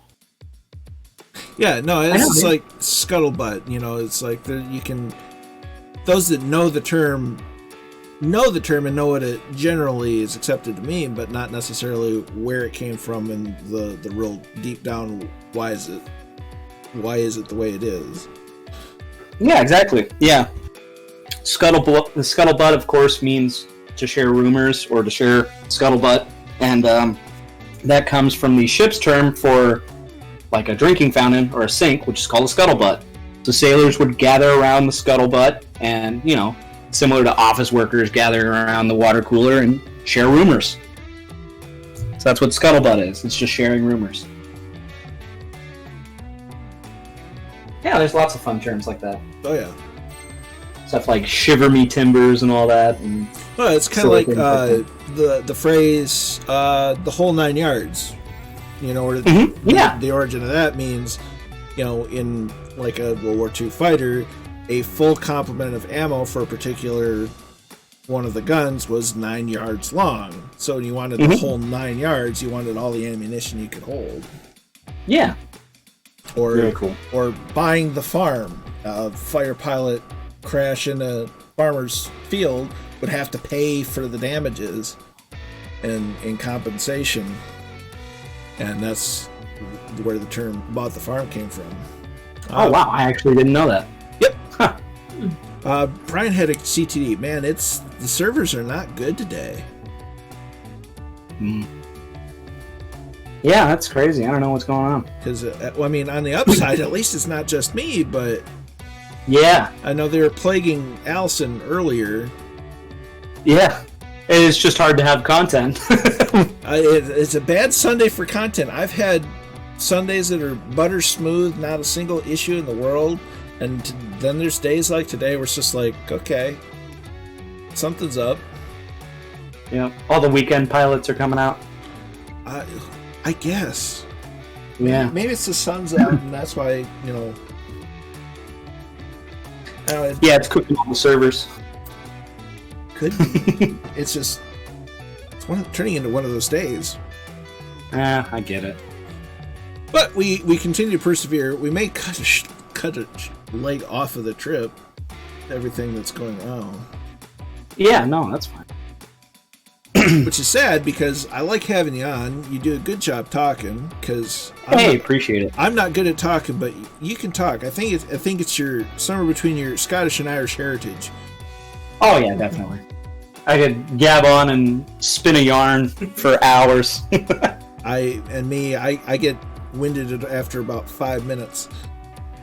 I get it. Yeah, that's my girlfriend. Same way. I have to do all the talking for her. But, you know, of course, the Irish didn't write anything down for centuries and centuries. They just passed stories. So, that's where it comes from. Kept at 9 just updated Windows. Seems to have fixed it. Fingers crossed. Well, I'll give that a shot. Who knows?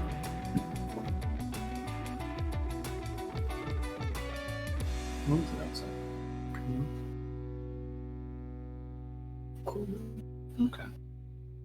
That's 47. Yeah. Oh, security intelligence update for Microsoft Defender. Uh-oh. And it's installed. Okay. As Evil Nanook is now following on Twitch. Many thanks, my dude. Very cool. Much appreciated. Mucho apreciado. Yeah, we were going to try to do a thing where, you know, we try to, every Sunday, to coordinate with my videos releasing, we do a flight in the area and all that. Unfortunately, last Sunday, was about the Franklin Lost Expedition, or Lost Franklin Expedition. It was a fantastic video, but it would have made for a terrible flight. There is nothing up there, man. No. Absolutely bubkiss. Yeah, which probably explains why they got, I don't know, lost. Because there is nothing up there. There's no landmarks, no terrain, nothing. Yeah.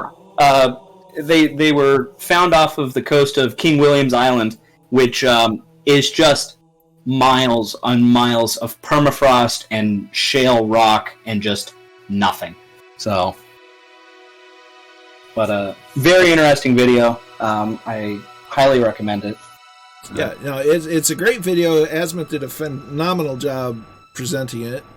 Hello, how's it going? And do you love the Spitfire? I absolutely love the Spitfire. As far as how's it going, well, it's been better. Today's not a very good server day. There's some issues afoot, but we're pressing on and making do with what we've got, because that's how we roll. We don't just give up and give in. We try to do the best that we can. Yeah, we'll get it. But how are you, Evil Nanook? Hope you're well.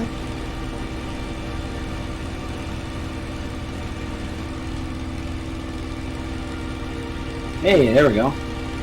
Looks like we're back in the cockpit of something. We're back. Looks like a Spitfire. Back again. Guess who's back?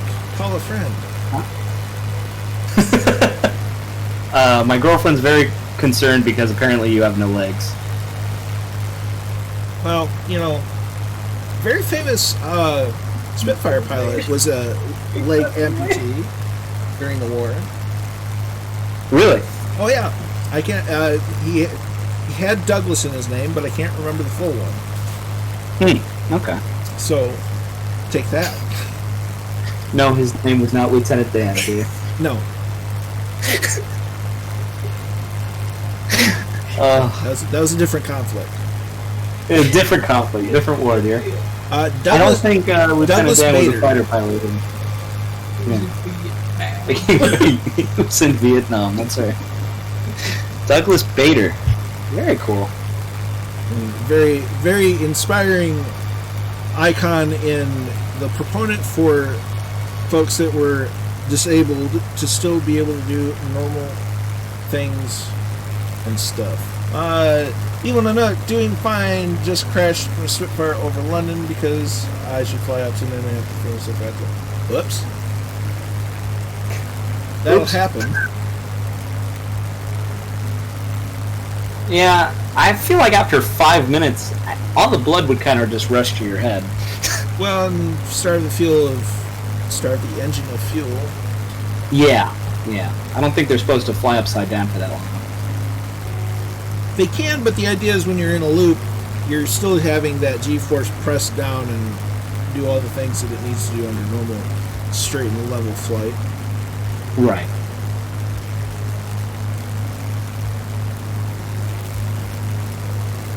Well, fingers crossed. We seem to be going pretty well. Yeah, knock on wood. Yeah, no kidding.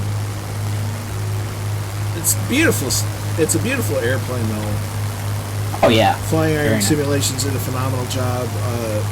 I know we've got a Corsair coming out, quote-unquote, soon from Milviz.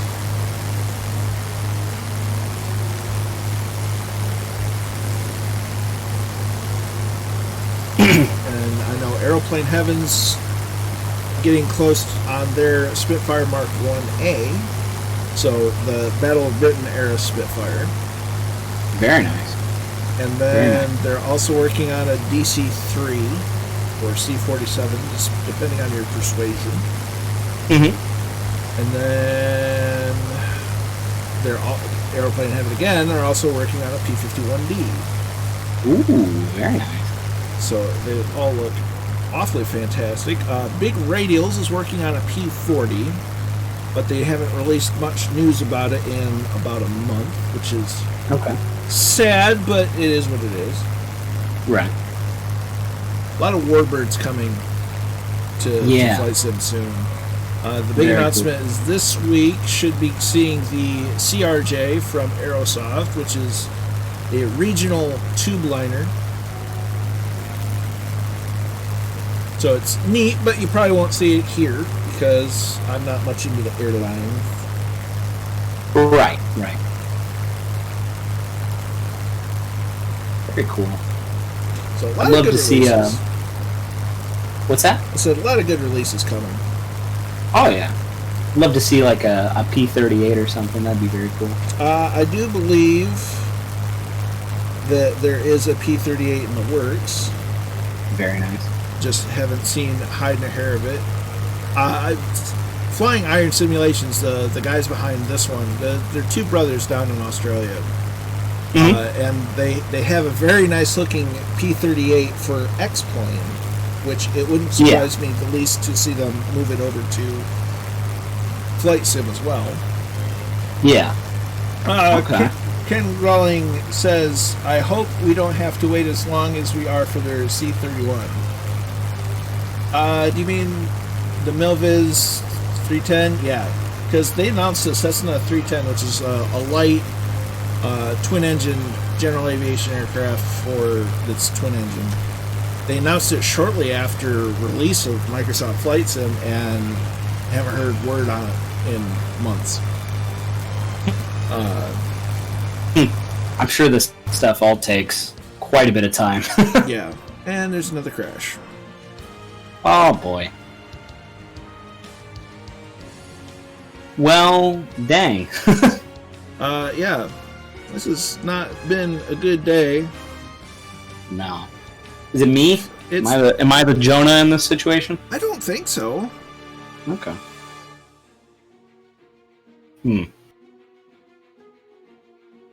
See, my big question though is, when do you think they're going to put a D-77 in here? D-77. It'd help if I knew what that was off the top of my head. The D-77 TC? I think they were called Pelicans. Oh, I'm not sure. I think they were God, when did they see action? I want to say they were introduced probably around 2501. And I think they're still used till 2560. Aha. Yes. Have they put Halo aircraft in a flight simulator before? It wouldn't surprise me. It wouldn't surprise me either. Tried in flying without the mods.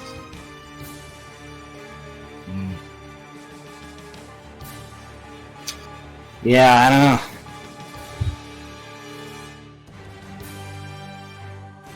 know. Maybe they were great as gunships. Indeed, yeah, sure. Rick, the thing of it is, the biggest common denominator is OBS. When I'm flying off stream, it's a lot more stable. And today, it's just bad. So it's not the mods.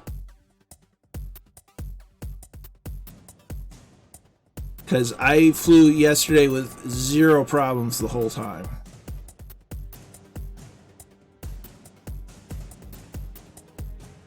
And that was an epic stream.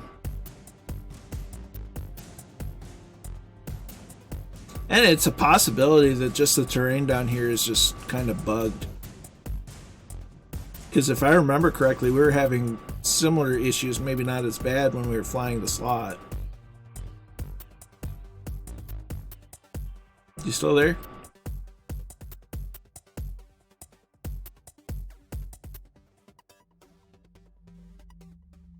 We may or may not have lost azimuth.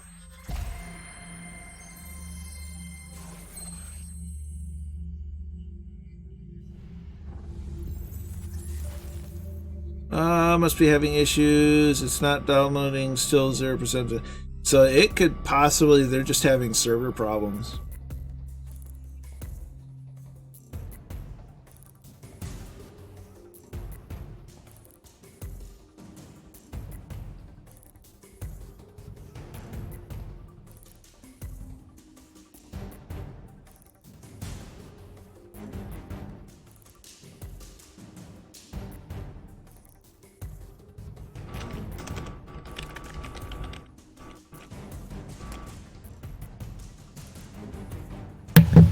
No, I'm still here, sorry. Okay. Had to mute for a second. So what's the verdict, Doc? Well, we're loading it back up for one more shot. Okay. And if we get another one here soon, then we may have to call it early, which is a shame because it was going so well. It was. I was having a good time flying along with all you, crammed into the cockpit of this single-seater aircraft. We put you into the radio compartment. We didn't really need the big radios anymore. It's really small. Please let me out. Oh, you're small. You fit in there just fine. You got a window. Okay. Help!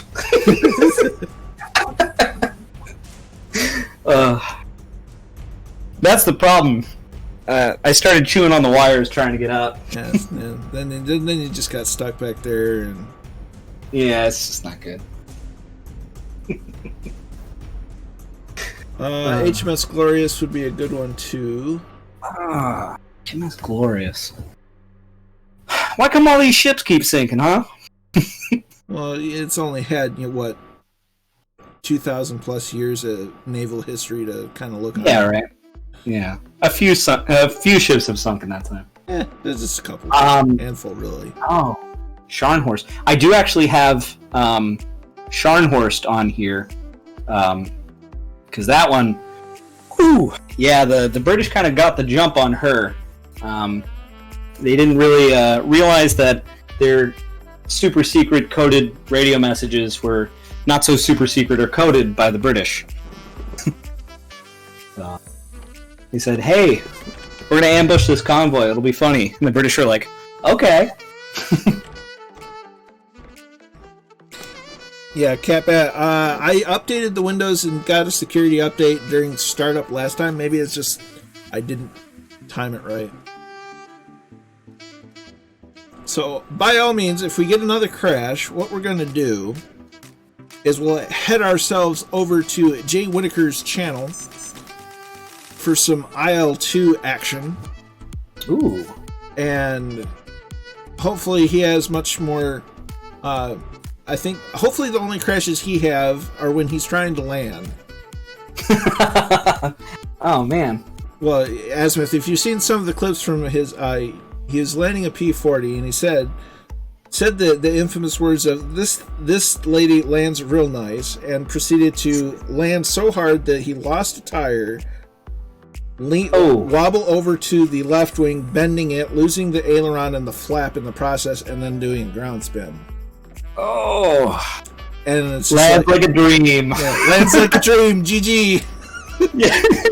Comes to a stop, just like a glove. Yeah. I mean, in fairness, he was able to walk away from it, but yeah, he's getting better. So if we get another sim crash, we will obviously head to Mr. Whittaker's channel, give him some love, and show him some little bit of Firefly appreciation. Hey, heck yeah. And heck yeah.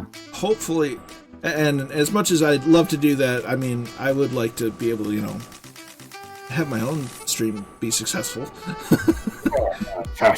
Yeah. But it's... OBS says no.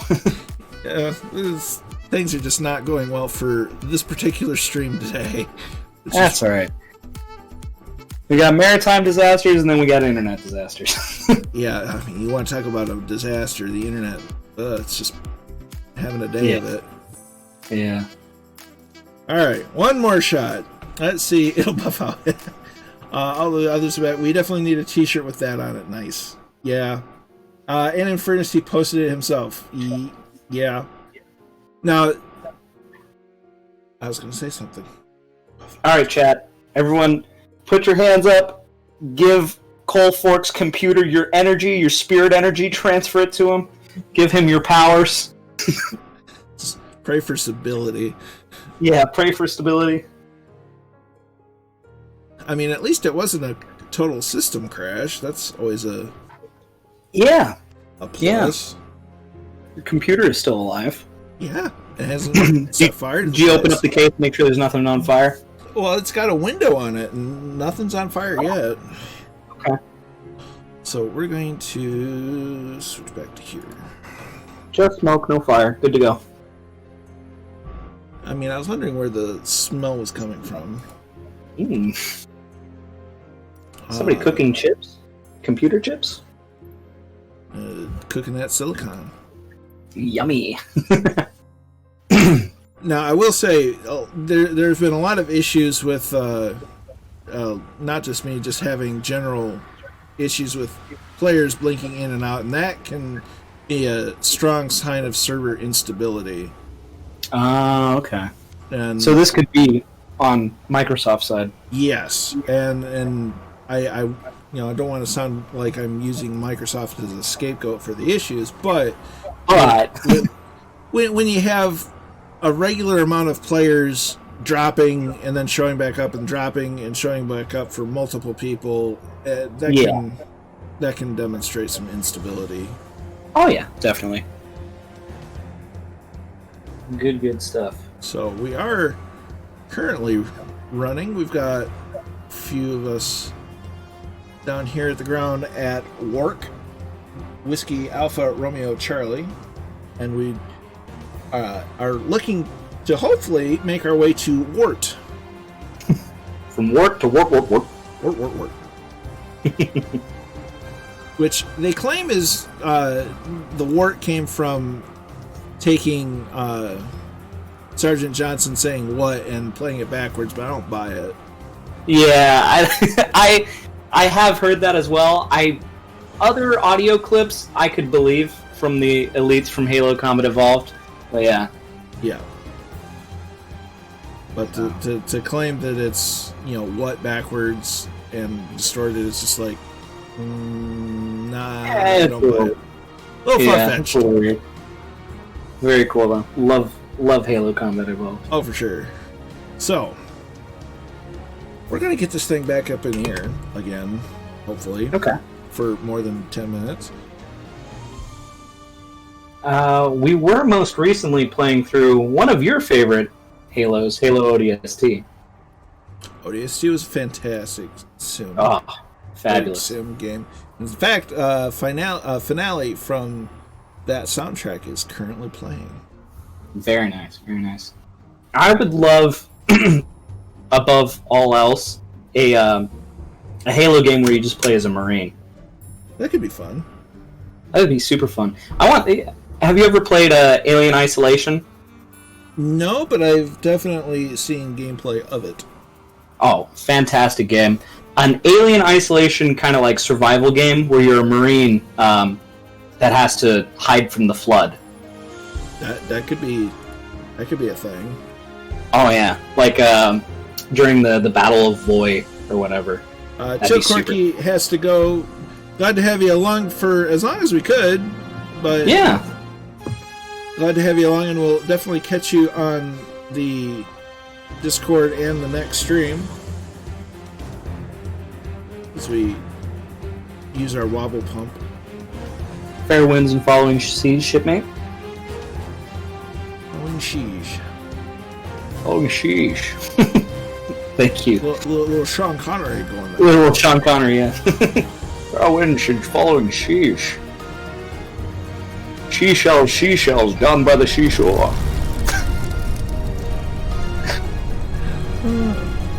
Some things in here don't react well to bullets. Why do I love the name Wobble Pump? It's pretty great. I mean, I'm gonna get a wobble pump installed in my car. It doesn't do anything, but it's just... It doesn't do anything, it's just... People are like, what's that knob right there? I'm like, that's the wobble pump. What does it do? I don't know. It's not in the manual or anywhere, but there it is. Yeah. Take it to shops and be like, I think my wobble pump is disengaged. I'm like, There's a problem with the wobble pump in my Jeep. Yeah.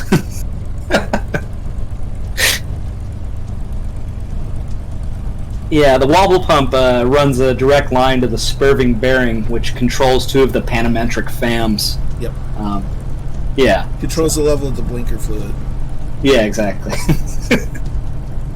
Might need to use a little bit of elbow grease on it to get it running. Yeah. Look at that spit. Isn't that cool? Oh, I love that. Yeah. That's all I'm gonna recommend to people. It's like, my car's not working. Have you checked the wobble pump? Oh, you What? And you can't give it out as free advice either. Yeah, it's true. There are the Fireflies chilling on deck. The foo-foo valve. Foo-foo valve. I like that one, Golly. That's nice. Oh, jeez. Don't die. Alright, so rudder trim. Set.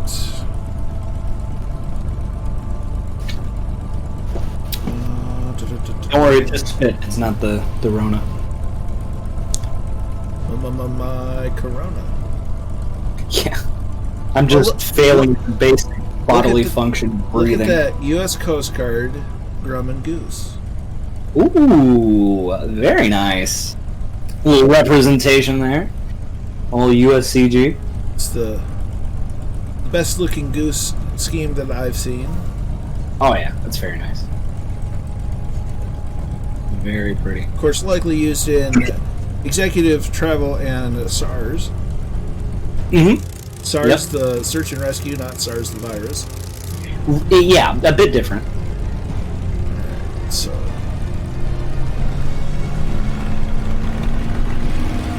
yeah, when I tell people I've done, tons of SAR cases, everybody's like, oh, how did you recover? well, it's easy. We just did the mission, got it done, and Yeah. We picked them up out of the water and left. everybody makes it sound difficult. Yeah. Okay, so trim up. Much cleaner takeoff. Still not the best one I've ever had, but No. and I'm just gonna leave the name tags on for right now because I don't want to mess with too many buttons. Yeah.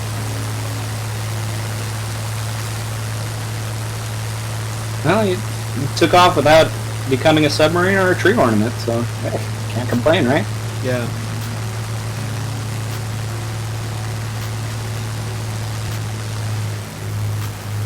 Very nice.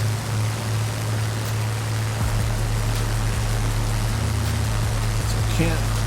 There's another reminder to stay hydrated.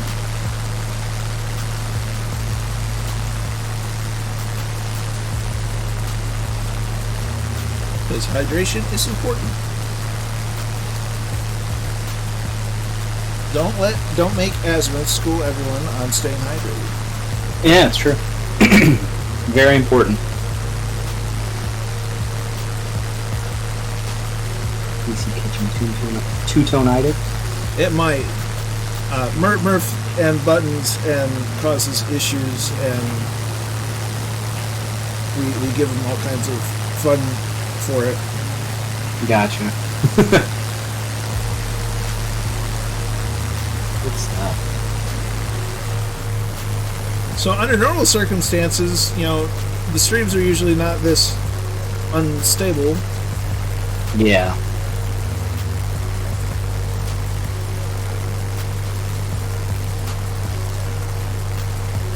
But I'm so glad to have everyone in the chat, whether you're lurking or flying or chatting. It's always good to have you, and as always, it's phenomenal to have Azimuth as a guest. Hey, happy to be here. Yeah, give him a chance to promote his channel a little bit. Give him some love on his Twitch, so when he starts streaming, he'll have a good base, and you'll. Mm-hmm. So go over to his Twitch and give him a follow. So when he does go live, you'll know. Definitely. Yeah. Definitely.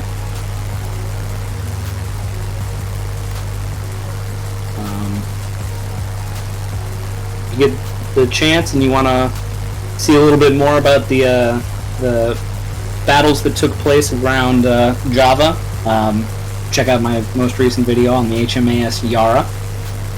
And the next video coming in 2 weeks will also be about the HMAS Perth, which sank just north of the island. we'll look forward to that. Oh, yeah.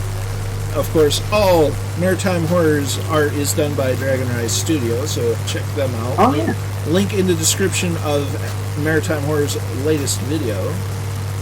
Yeah, she does. She does all of my channel art and all of my thumbnails, and she's just fantastic. Go ahead and put your channel link in the description, or in the description, into the chat if you would, please. Yeah, absolutely. And maybe a link to a way to get a hold of Dragon Rise Studio as well. Yeah.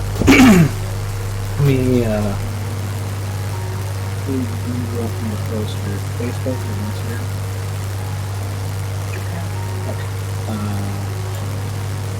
I know how to find your Instagram. I don't actually have an Instagram. That's something I've been meaning to do. That's just calling your grandma on the phone, isn't it? Instagram. Yeah, exactly. Yeah. Grandma. Well, my grandma doesn't have Instagram either. Night Owl has subscribed to your channel. Awesome. Very much appreciated. Very much appreciated. This is Dragon Rise Studio. She does tons of art for us. She does my thumbnails, my channel art. She drew two of the ships that were for the size comparison in one of my videos. She's done she's done art for our cosplay group. She's done tons of stuff. It's fantastic. She is a phenomenal artist and deserves all kinds of love.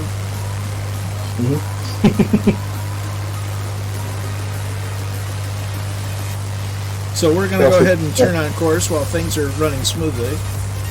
Very good. See, and one of the fun things to kind of compare between my experience with aviation and your knowledge of maritime operations is you use a bearing. Yes. To say a direction you want to go.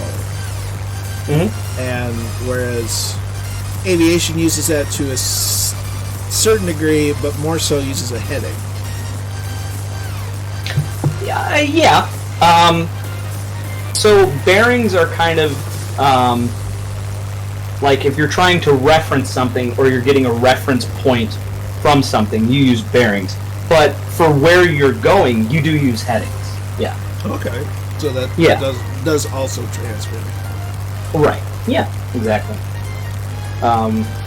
My question is, when you travel, do you travel heads up or north up on your plotters? Usually we use north up. Okay. On some on some of the modern avionics, you can have it to either or. Yeah. Depending on your preference, because like if I bring over my little VFR map in the sim, you'll see the little magenta line, as it were. And so that can that'll track where you're going to from where you're at. You know, okay. Take your departure and your destination. It'll draw a line. And in this particular example, the little airplane designating me is just pointing where it's pointing. North is always up. Okay. But in modern, this is just a little cheaty map. Right. In modern avionics, like a Garmin G1000 or most modern moving map avionics will allow you to switch between north up or course up. Yeah, that's very cool. Yeah, it's very similar to maritime chart plotters. That magenta line is that's what we call a track line, and it's what you should be flying. And then the little symbol is a boat, usually, and its own ship. And then you can switch between north up and heads up. And usually I would roll when I was driving. I would have my radar as heads up, and then I'd have my chart plotter as north up. There you go. Yeah. Very cool. Yeah, a lot of overlap and all that. Yeah, and I think that's one of the best ways that you and I have connected, because I don't know practically squat about boats. Yeah. but I can I don't know anything about planes. Yeah, so between that, we at least have a shared common knowledge of some vocabulary. Together, you and I make two halves of a whole idiot. Yes. That's a very good way of putting it. Yep. Yeah, very cool. You need to get anywhere by sky, you talk to me. I can muddle my way through it. By boat, we'll talk to you. If there's a place you gotta go, I'm the one you need to know. I'm the map. That's a show I never watched. I get the reference, but I'd never watched the show. Fair. Growing up with a brother that was 12 years younger than me, I definitely watched the show. It's fair. Yeah. I'm the youngest of my clan, so that wasn't going to happen. Gotcha. Yeah. Good stuff. Flying through clouds is nice. Oh, yeah. You're not supposed to do it, but it's quite sim. What's the worst that could happen? A mid-air collision. Yeah, fair. Fair. So there's Count Zepp coming up on our port side. Very nice.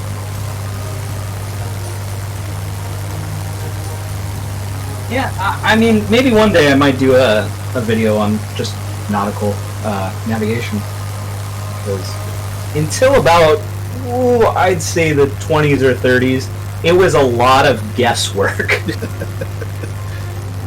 That doesn't surprise me any. You know, you using the stars, well, I can imagine it being fairly reliable.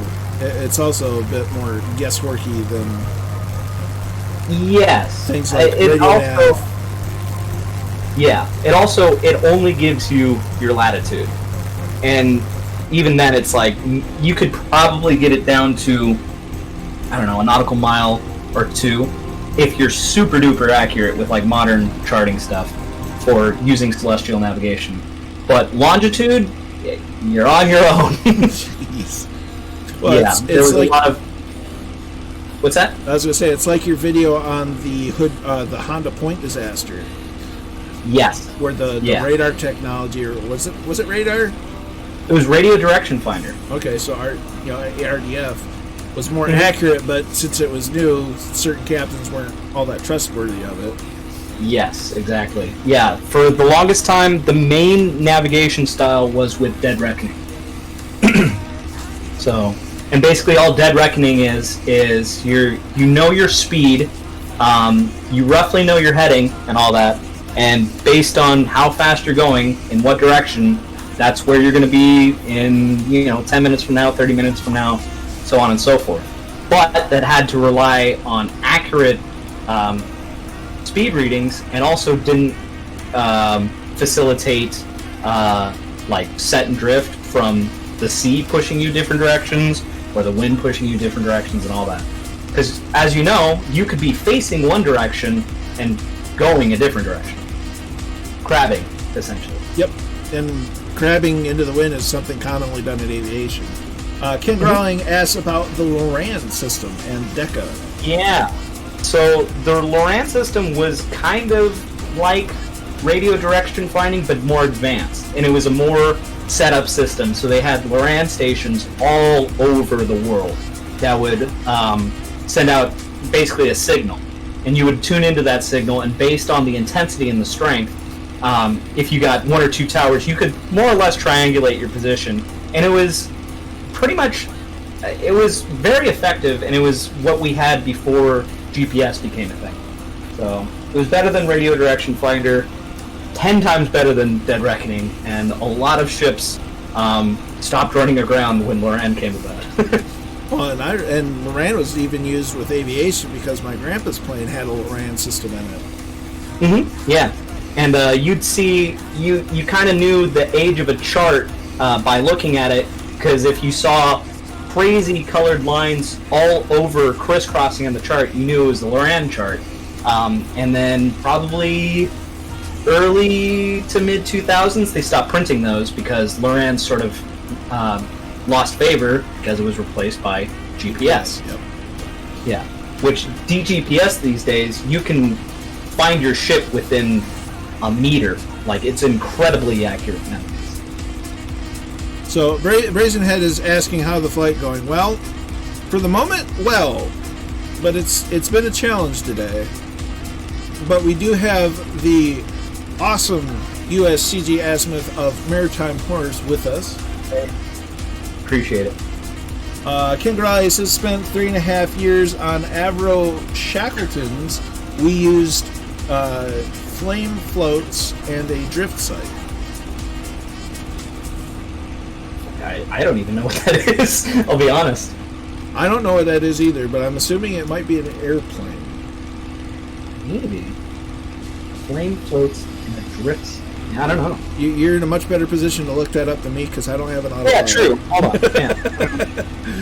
Why do we wonder anything anymore? We could have all the answers at our fingertips. Yes.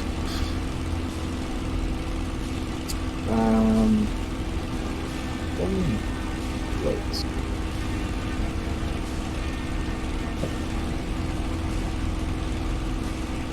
But we are flying the Spitfire Brazen over Java, not the coding software,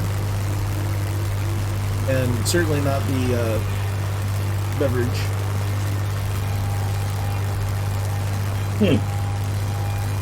I got a British pyrotechnic. What's an Avro Shackleton? An Avro Shackleton. I don't know. I think I actually went to school with that guy. Avro Shackleton was a British long-range maritime patrol aircraft, which was used by the Royal Air Force and the South African Air Force. It's not the time of usage. First flight, March 9th, 1949. Retired in 1991. Ken Garlington says it was the grandson to the Lancaster for Maritime Recon. Very cool.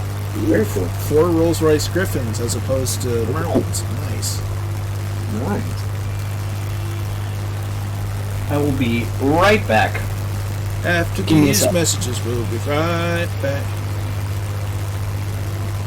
Saturday morning cartoons. Gotta love them.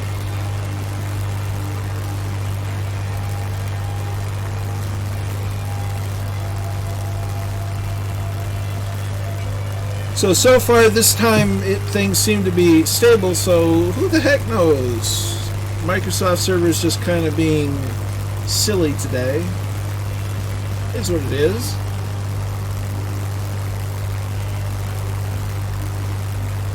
The fact of the matter is we've persevered, pushed through, and managed to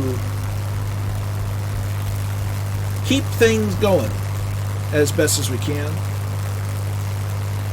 And that's what counts. Always glad to have everyone along.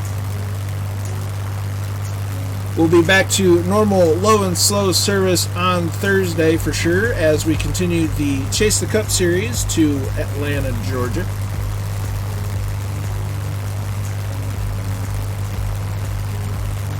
Yeah, don't try that discount code. It won't work. For 0% off. Yes, for negative 1% off your next purchase.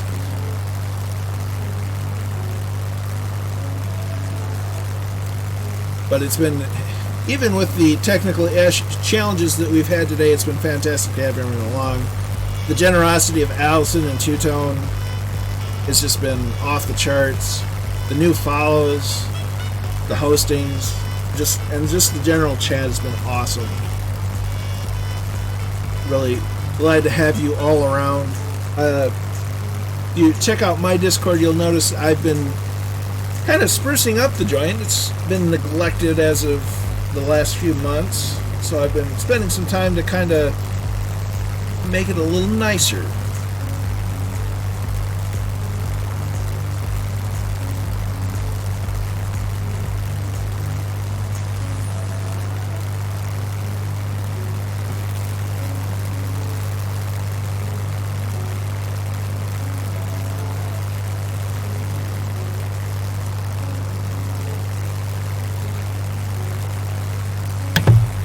And I'm back. So,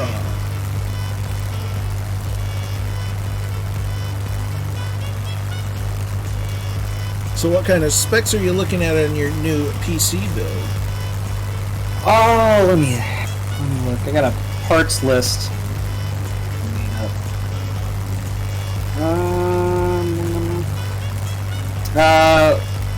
Looking at a Samsung solid state drive, 1 terabyte, an NVIDIA 3070 or 3080, and then a i7 6700 processor, and maybe a new motherboard. There you go. Yeah. It'll be a bit pricey, but it'll be fun. What kind of CPU cooler you got? I can't remember the one that I currently have. But I don't have to buy a newer one, just because I've had this one for a while. Yeah, that'll be fun. Oh yeah. Then you can start playing games with, the new kids. Yeah. Get up the EVGA waitlist for the 3070. Yeah, I'll have to do that. But it says spend a bit more on the CPU. Okay. I'm looking at possibly doing some CPU upgrade-age myself, and that might solve some of my issues. Yeah. Because I'm running the Ryzen 5 1600AF, which is essentially a 2600-ish. Nice. Not as good though. It's kind of the second round of the Ryzen series, but it's kind of on the lower end of CPUs. Okay. Brazen Head asks, how does he plan on getting his hands on a 3070? Asking for a friend. I'd probably what Jay Winokur said with the EVGA waitlist. Yeah, I know they're pretty much sold out everywhere. Yeah, it's getting any kind of new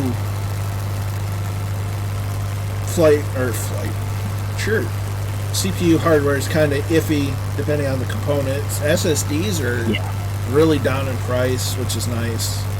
Yeah. So that'll be good. But CPUs, at least newer CPUs and GPUs, are really hard to find.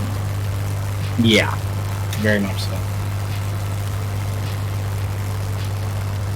Me, I'm just chugging along with my reasonably priced previous generation stuff. The only thing I really need to do is get a better CPU, and I'll be, happy as a clam. Fair. Yeah. I thought about... Yeah, my... What was that? Sorry. I was just going to say, I've thought about updating the motherboard, but that's going to cause too many problems. I just have to get the compatible CPU. Right. Hey, Warhamster. Hammy's in! Always stand behind Hammy.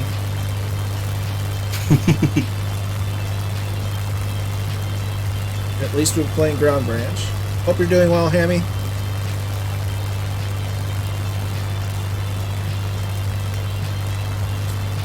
As Brazen Head brings up my specs, it's just a glob of information. Nice.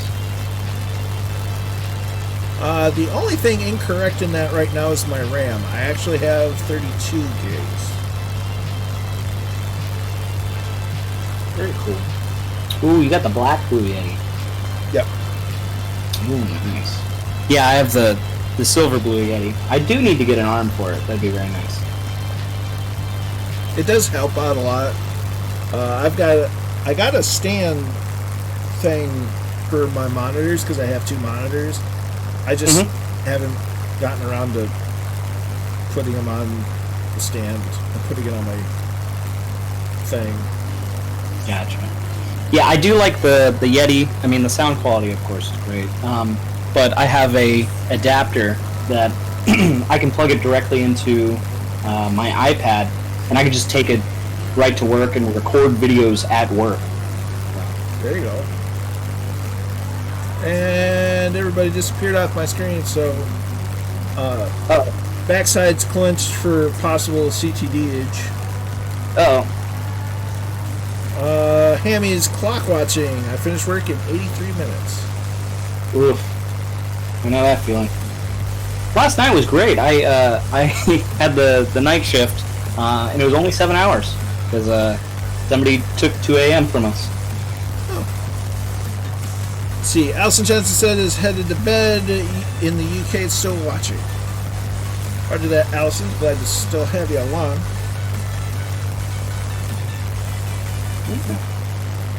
Thank you for that, Jeremy. Yeah, I'll have to pick that up.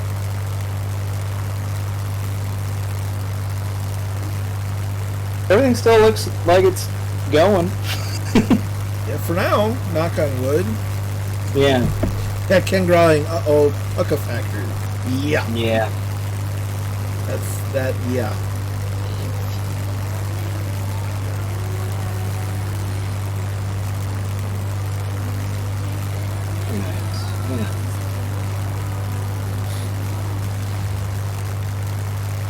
Yeah, I'll have to pick that up, especially when I start streaming and all that. I'll want to do it with a face cam and all that, so everyone can see my pretty mug. Fun fact: if you're okay with a wide FOV on a face cam, some of the cheap action cameras that are GoPro knockoffs work fairly well because that's what I'm using, and it's It's 1080p. 60 frames per second. It works really nice. Yeah, I think I had one of those Sony action cameras for a good while. Yeah, that was pretty nice. So we're currently flying Johnny No Mates as the servers has disappeared, everybody. Oh, fun. That's okay. We know they're there in spirit. Yeah. And in the chat. Microsoft Flight Sim is the Bermuda Triangle currently. Yes, we're in the Indonesia Triangle over Java. Yeah. Yeah, exactly. Everybody's gone stealth mode. Stealth mode activated. Beep boop bop. Those stealth Spitfires, you gotta keep your eye on them. Yeah. God, that's terrifying. Brick still sees everybody. Okay, that's good. Well, maybe it just doesn't like me today. How dare I share history with people? Hey, fair. Yeah, no history for you. Only crashing. It's still been a lovely flight, all things considered. Oh yeah, absolutely. I agree. Got to jaw jack a lot about history and all that, and share some fun time. Absolutely. Well, and got to promote your channel, which is always something I aim to do. Oh yeah, absolutely. So it turns out the part of the island we were over was the more interesting because it had mountains. This one seems awfully flat. Yeah, yeah. Goblin sees everyone but you. Oh, goody. So it's me. Yeah. Oh, well. I could try pressing some buttons. Ooh. That's always a risky endeavor. Oh, you know. What's life without a little danger? Yeah, right? But tonight I will finish editing my video on why it's bad luck to kill a seabird. Ooh. Yeah. Here's you seen The Lighthouse? The Lighthouse? No. Yeah. That's a fantastic movie. It came out in 2019, 2020. It's got Willem Dafoe and oh god, the guy that played Edward Cullen in Twilight. What's his name? Beats me. Why am I asking? I can just Google it.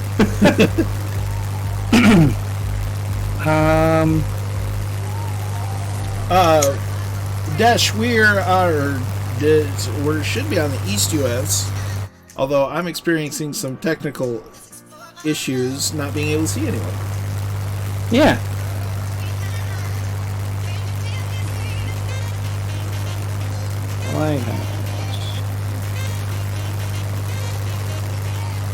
Robert Pattinson. The new Batman. Yeah. So yeah, it came out in 2019. Very, very good movie. Very good movie. It's about the lighthouse service in the late 1800s, and it's a little spooky, but it's super good. Shot in like a 35mm film and all that. Oh, dear. Yeah, Robert Pattinson. That's his name. One of the best movies I've seen him in. Holy cow! But yeah, one of the things that they talk about is how it's bad luck to kill a seabird. Here's the question: is a Canadian goose technically a seabird? I wouldn't consider them a seabird just because I don't like Canadian geese. Fair enough. I can accept that as an answer. 99, I'll ask, question to a history buff, what do you think of the film Gods and Generals? I have not seen it, actually. And nor have I. The best, well, okay, it's not, it is super accurate, but it's not super accurate. The best historical thing I've watched recently was The Terror on AMC, which is about the Franklin Lost Expedition, and it's good in the fact that the uniforms are super accurate, the ships are very accurate, it's very faithful in that sense. It's inaccurate in the fact that it wasn't just scurvy and, starvation and all that killed the crew, but also a scary monster. So if you like historical videos and you like scary monsters, definitely check out The Terror. Very good stuff.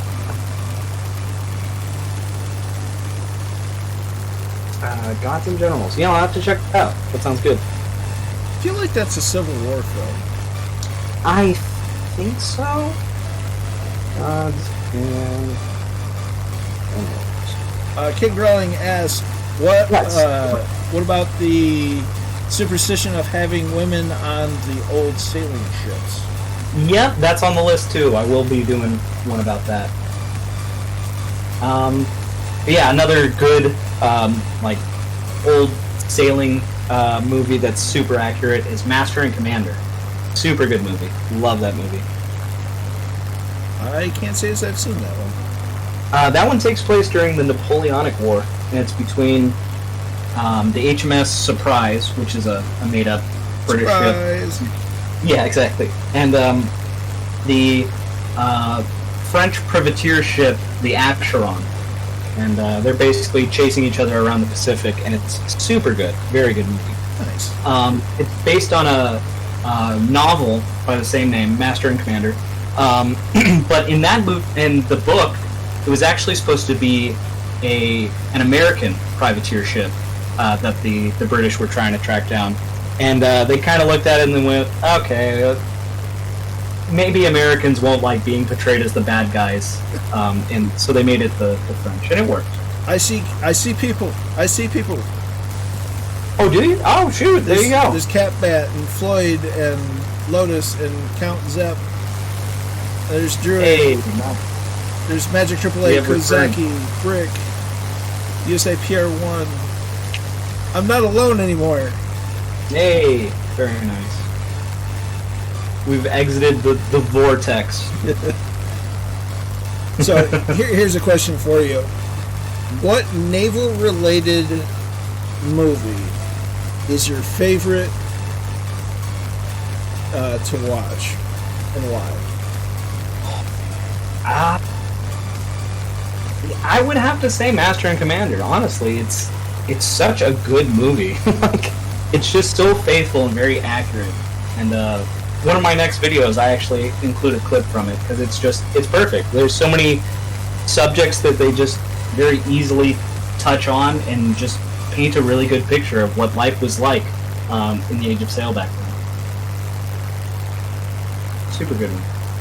Okay, What's your favorite historical aviation movie? I have to watch it again, but probably one of the best ones out there right now is probably Battle of Britain.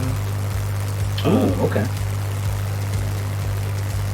Because, I mean, I need to rewatch it, but I'd like to rewatch the Memphis Belle, as that was made in like 1990. okay. The only problem that I've heard with that is really that the final mission of the Memphis Belle is more of a cakewalk than anything, and the movie portrays it as like it was some harrowing mission. Gotcha. But I mean, I can accept a certain amount of artistic liberty with historical movies because they still have. It's like Top Gun. They had to make a lot of stuff up to make it look entertaining. Yeah, to make it interesting. Yeah. But I would probably say one of my favorite right now is Battle of Britain, just because it's pretty faithful. I'll have to check that one out. It's made in Two, I 1960. still want to see are Midway, the newest one, because I heard it was, I heard it had some stuff that was good and a lot of stuff that was schlock. Yeah. And I'll have to see, what's that new Tom Hanks movie? Was it Greyhound? Yeah. Yeah, I heard that one. A lot of people were confused because it's just a lot of scenes of like naval jargon and Tom Hanks yelling at crewmen and all that. So, we'll have to see how good that one is. Yeah, I've as a aviation fan, I've been interested in Midway, but I just the blips that I've seen is just like the CG seems overdone. Yeah. And I did see a screenshot of a Japanese destroyer that instead of a forward gun, it had a triple torpedo tube in a turret setup. So Kozaki says, "No, you don't. Avoid Midway." Fair enough. Okay, fair enough. Yeah, I've heard Midway had some questionable stuff. Yeah, and it's, I mean, I'm interested in it just in the sense of it's, you know, part of a big step in naval aviation history. Oh yeah, But if it's not handled, you know, well, then what's the point? a lot of stereotypes. I do hear a lot of historical movies kind of like jump on the stereotype bandwagon. Fury's a huge one. Fury was a really good movie, but you could tell they booked death traps too many times because it has all the tropes. You need 5 Shermans to take out 1 Tiger, and you couldn't penetrate a Tiger from the front, and yada yada yada, that kind of stuff. Now, one of the one thing that I'm interested to see, because I know that Spielberg and Tom Hanks have been working on a series about the 8th Air Force, kind of in the vein of Band of Brothers and the Pacific. And that I would really like to see, because you already know that the two of them are very faithful with the history stuff. Yeah. Oh yeah, definitely. Brazen says, by the way, if anybody out there is a tabletop gaming fan, check out Pacific Typhoon. It is a great card game with a World War II naval aviation theme. That seems interesting. Ooh, okay. That sounds cool. Goblin says, Midway is better than Pearl Harbor from the same director. Yeah, Pearl Harbor Anything's was... better than Pearl Harbor. Yeah. Pearl Harbor was schlock. It was... Yeah. It seemed fun at the time, but then the more I started learning about history and whatnot, it was just like, what's going on? Yeah. Why? Yeah, I've heard Das Boot is a good movie too. I think I've seen that one. Yeah, that's Unless another that- one. Because I'm either thinking of that or the one with Harrison Ford, K-19. Oh yeah. Harrison Ford trying to be a Russian just doesn't work very well. Yeah. I don't know. He's probably better than Sean Connery though. I don't know. I mean, it's Sean Connery. Yeah. But U-571. Oddly enough, Maybe had a that's- Scottish captain for some reason. maybe that's what it's hard to remember which one that I'm thinking of. Yeah. Either way, there's, you know, if you could recommend World War II era naval movie that you would say is the most faithful and recommend somebody watch it, what would it be? I don't know. Yeah, honestly, I don't know. I don't know that many. A lot don't focus on the Navy during World War II, unfortunately. And if they do, they're older ones that I don't really know that well.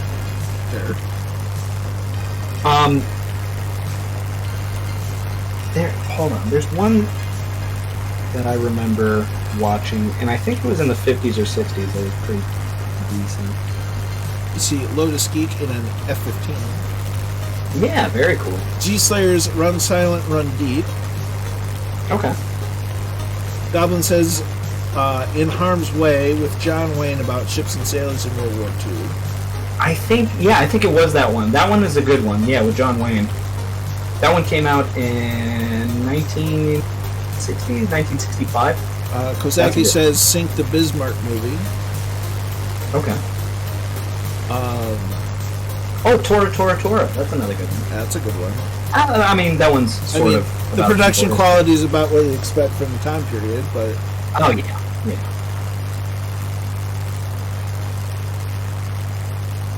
I need to watch A Bridge Too Far, but that's not naval or aviation related. Oh, that's a great one, though. I love Sean Connery in that one. That's a good one. Yeah. Sink the Bismarck. Yeah. The first Pearl Harbor movie?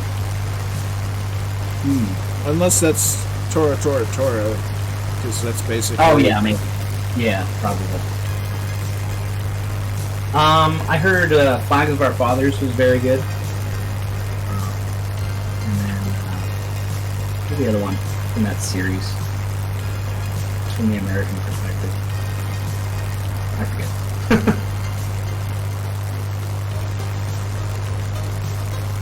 Kelly's Heroes for Fun.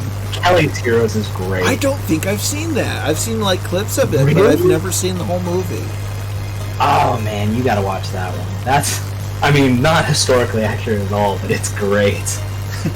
Letters from Iwo Jima, that's it. No, yeah, Kelly's Heroes is, it's just fun, man. Well, you gotta have those movies. Yeah, absolutely. I know that It's like Inglourious Bastards. Like, you're not going to learn anything about World War II Right. from Inglourious Bastards. But God, is it fun to watch. Buongiorno. Buongiorno. Gorlami. Oh, yeah. That's classic. That F-15, beautiful, huh? Oh yeah. Did I hear they were finally retiring the F-15? I can't say as I've heard that. G-Sayer says the Tuskegee Airmen, and I hope you're not meaning the one done by George Lucas called Red Tails, because that got not that great reviews from what I understand. Those magnificent men and their flying machines, good old comedy. Ooh, what's... I have it on DVD, I know that I do, but I don't remember what it's called. It was about a World War I pilot, and it was actually a really good film. I'm going to have to dig through Unburied. No, not Red Tails. Good. Okay. Yeah, and the Tuskegee Airmen, I mean, what can be said about them other than they're some real heroes? Oh, absolutely. Yeah. Gosh, it was such a good movie because nobody does anything about World War I. And that was such a pivotal time in technology because you introduced aircraft and tanks. Oh yeah, I mean we went from essentially 1800 style warfare to modern warfare in a span of 4 years. Right. It's insane. I'll have to unbury my DVD collection and see if I can't find it because it was a good movie. Whether how accurate it was or not, I couldn't say. 1917. I just need as to a see World War that. I movie. I need to see that. I'd also like to see. Oh my! I forgot what it was. The Peter Jackson did it, and it was he basically took World War One footage and restored it, colorized it, and I can. They Shall Not Grow Old. That's it.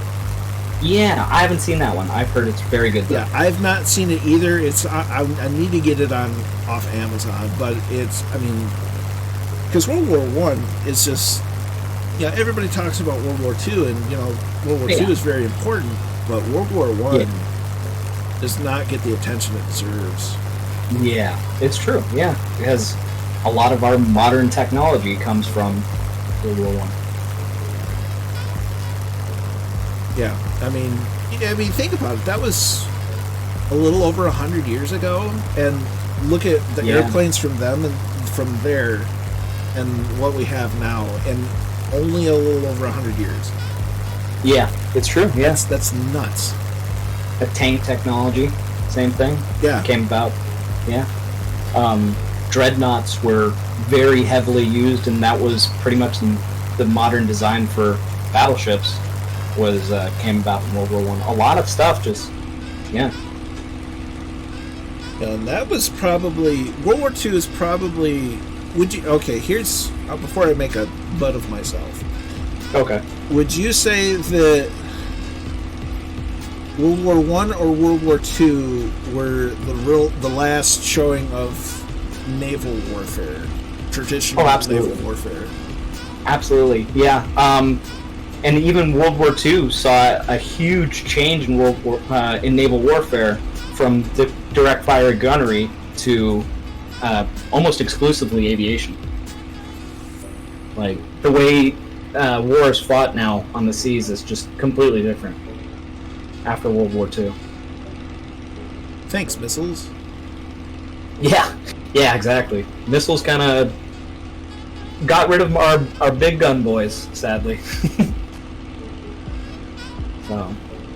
Well, we're because What was that? Is that we're about at our destination, believe it or not. Oh, very nice. There goes Samson Video.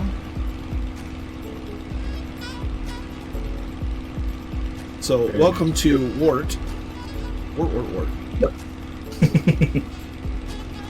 We just gotta locate the airfield, which I think we're running parallel to it right now, even though we're in a cloud. Okay. We're at idle throttle. We need to start losing some speed.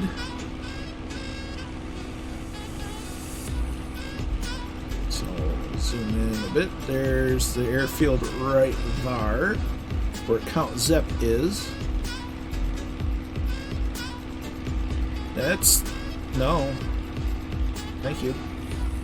The gun sight's nice, but I don't need my face in it. Go after me. I'm down. Roger that. Another reminder to drink some water.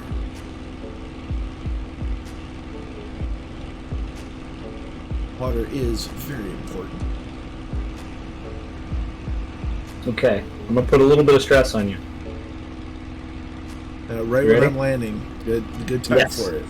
Yeah, successful landing, and I'll do a little gift for you. All right. Okay, 180 gears coming down. We're gonna use the trim to stay nose up. We're gonna open the canopy in case of needing to get out quick. Yep. So we're out over the bay.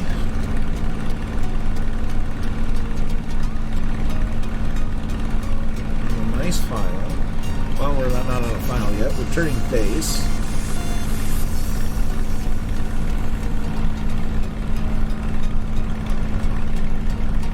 Actually, we don't necessarily want to make a straight approach with the Spitfire because it is difficult to see over the nose. Right. So we kind of come in at an angle and make a turn at the last second. Do some of that crabbing. Yep. Little crab, little slip. Very nice.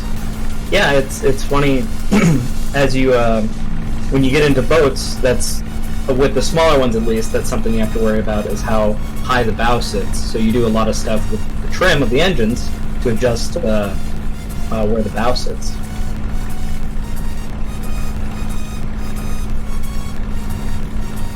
So we're sitting at 120 mile an hour. We'll do a couple of turns to loosen airspeed.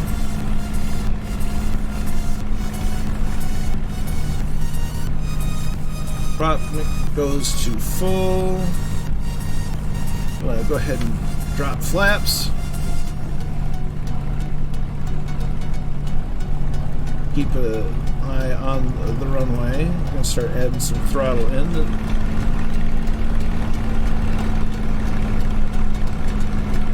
So that we don't get down too early. Got a good eye on it. It's a good looking runway. Yeah, much better than the previous ones. Barely got to see the previous ones. Yeah, true.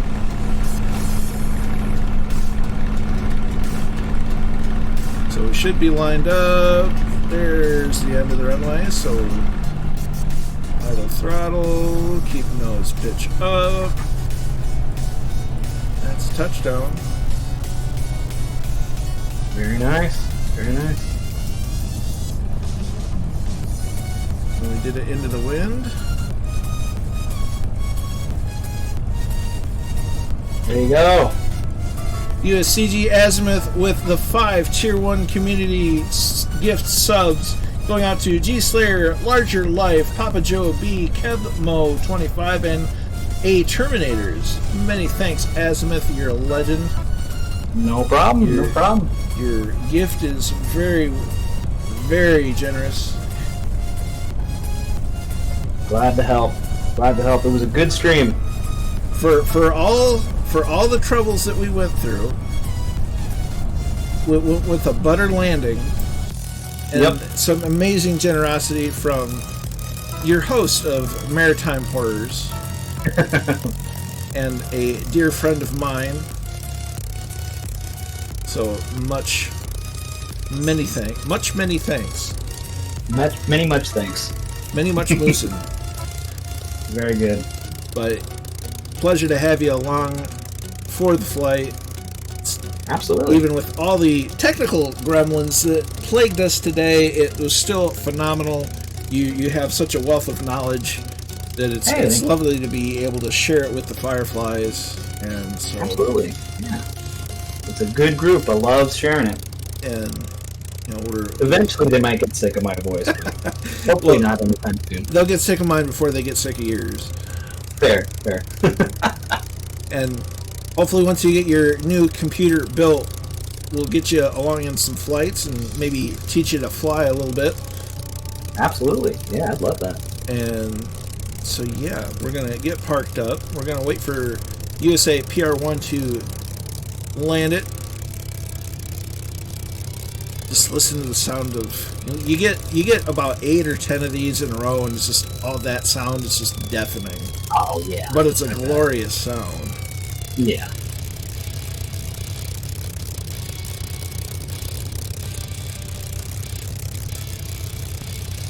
Yeah, so look at that.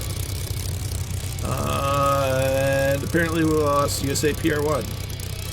Oh. Oh, right. Let's see. Well, for those of you, I guess we're only watching on Twitch now, because I've kind of killed streaming on YouTube for now. It's a technical hassle. Not to mention the copyright issues that I deal with. But we'll be doing a raid here shortly. But first of all, I want to thank to all those that gave gift subs, to all the new subs and new followers, to those flying, to those chatting, and those just lurking. You have my most sincerest thanks for coming along, keeping me company. Thank you, Azimuth, specifically for keeping me company and sharing your wisdom and knowledge. Of course. And of course. Go watch the video on the HMAS Yarra, available at Maritime Horrors. Ta-da. As G Slayer is now following the channel. Many thanks, my dude. But until next time, be good to each other, stay safe out there, and we'll see you in the next one. And stick around for the raid. Take care. Yeah.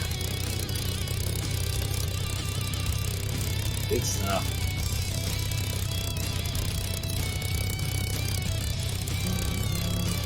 Buttonage is happening. Say again? Said buttonage is happening. We're gonna go raid Mr. Winokur. So Very nice. bye everyone. We'll catch you next time.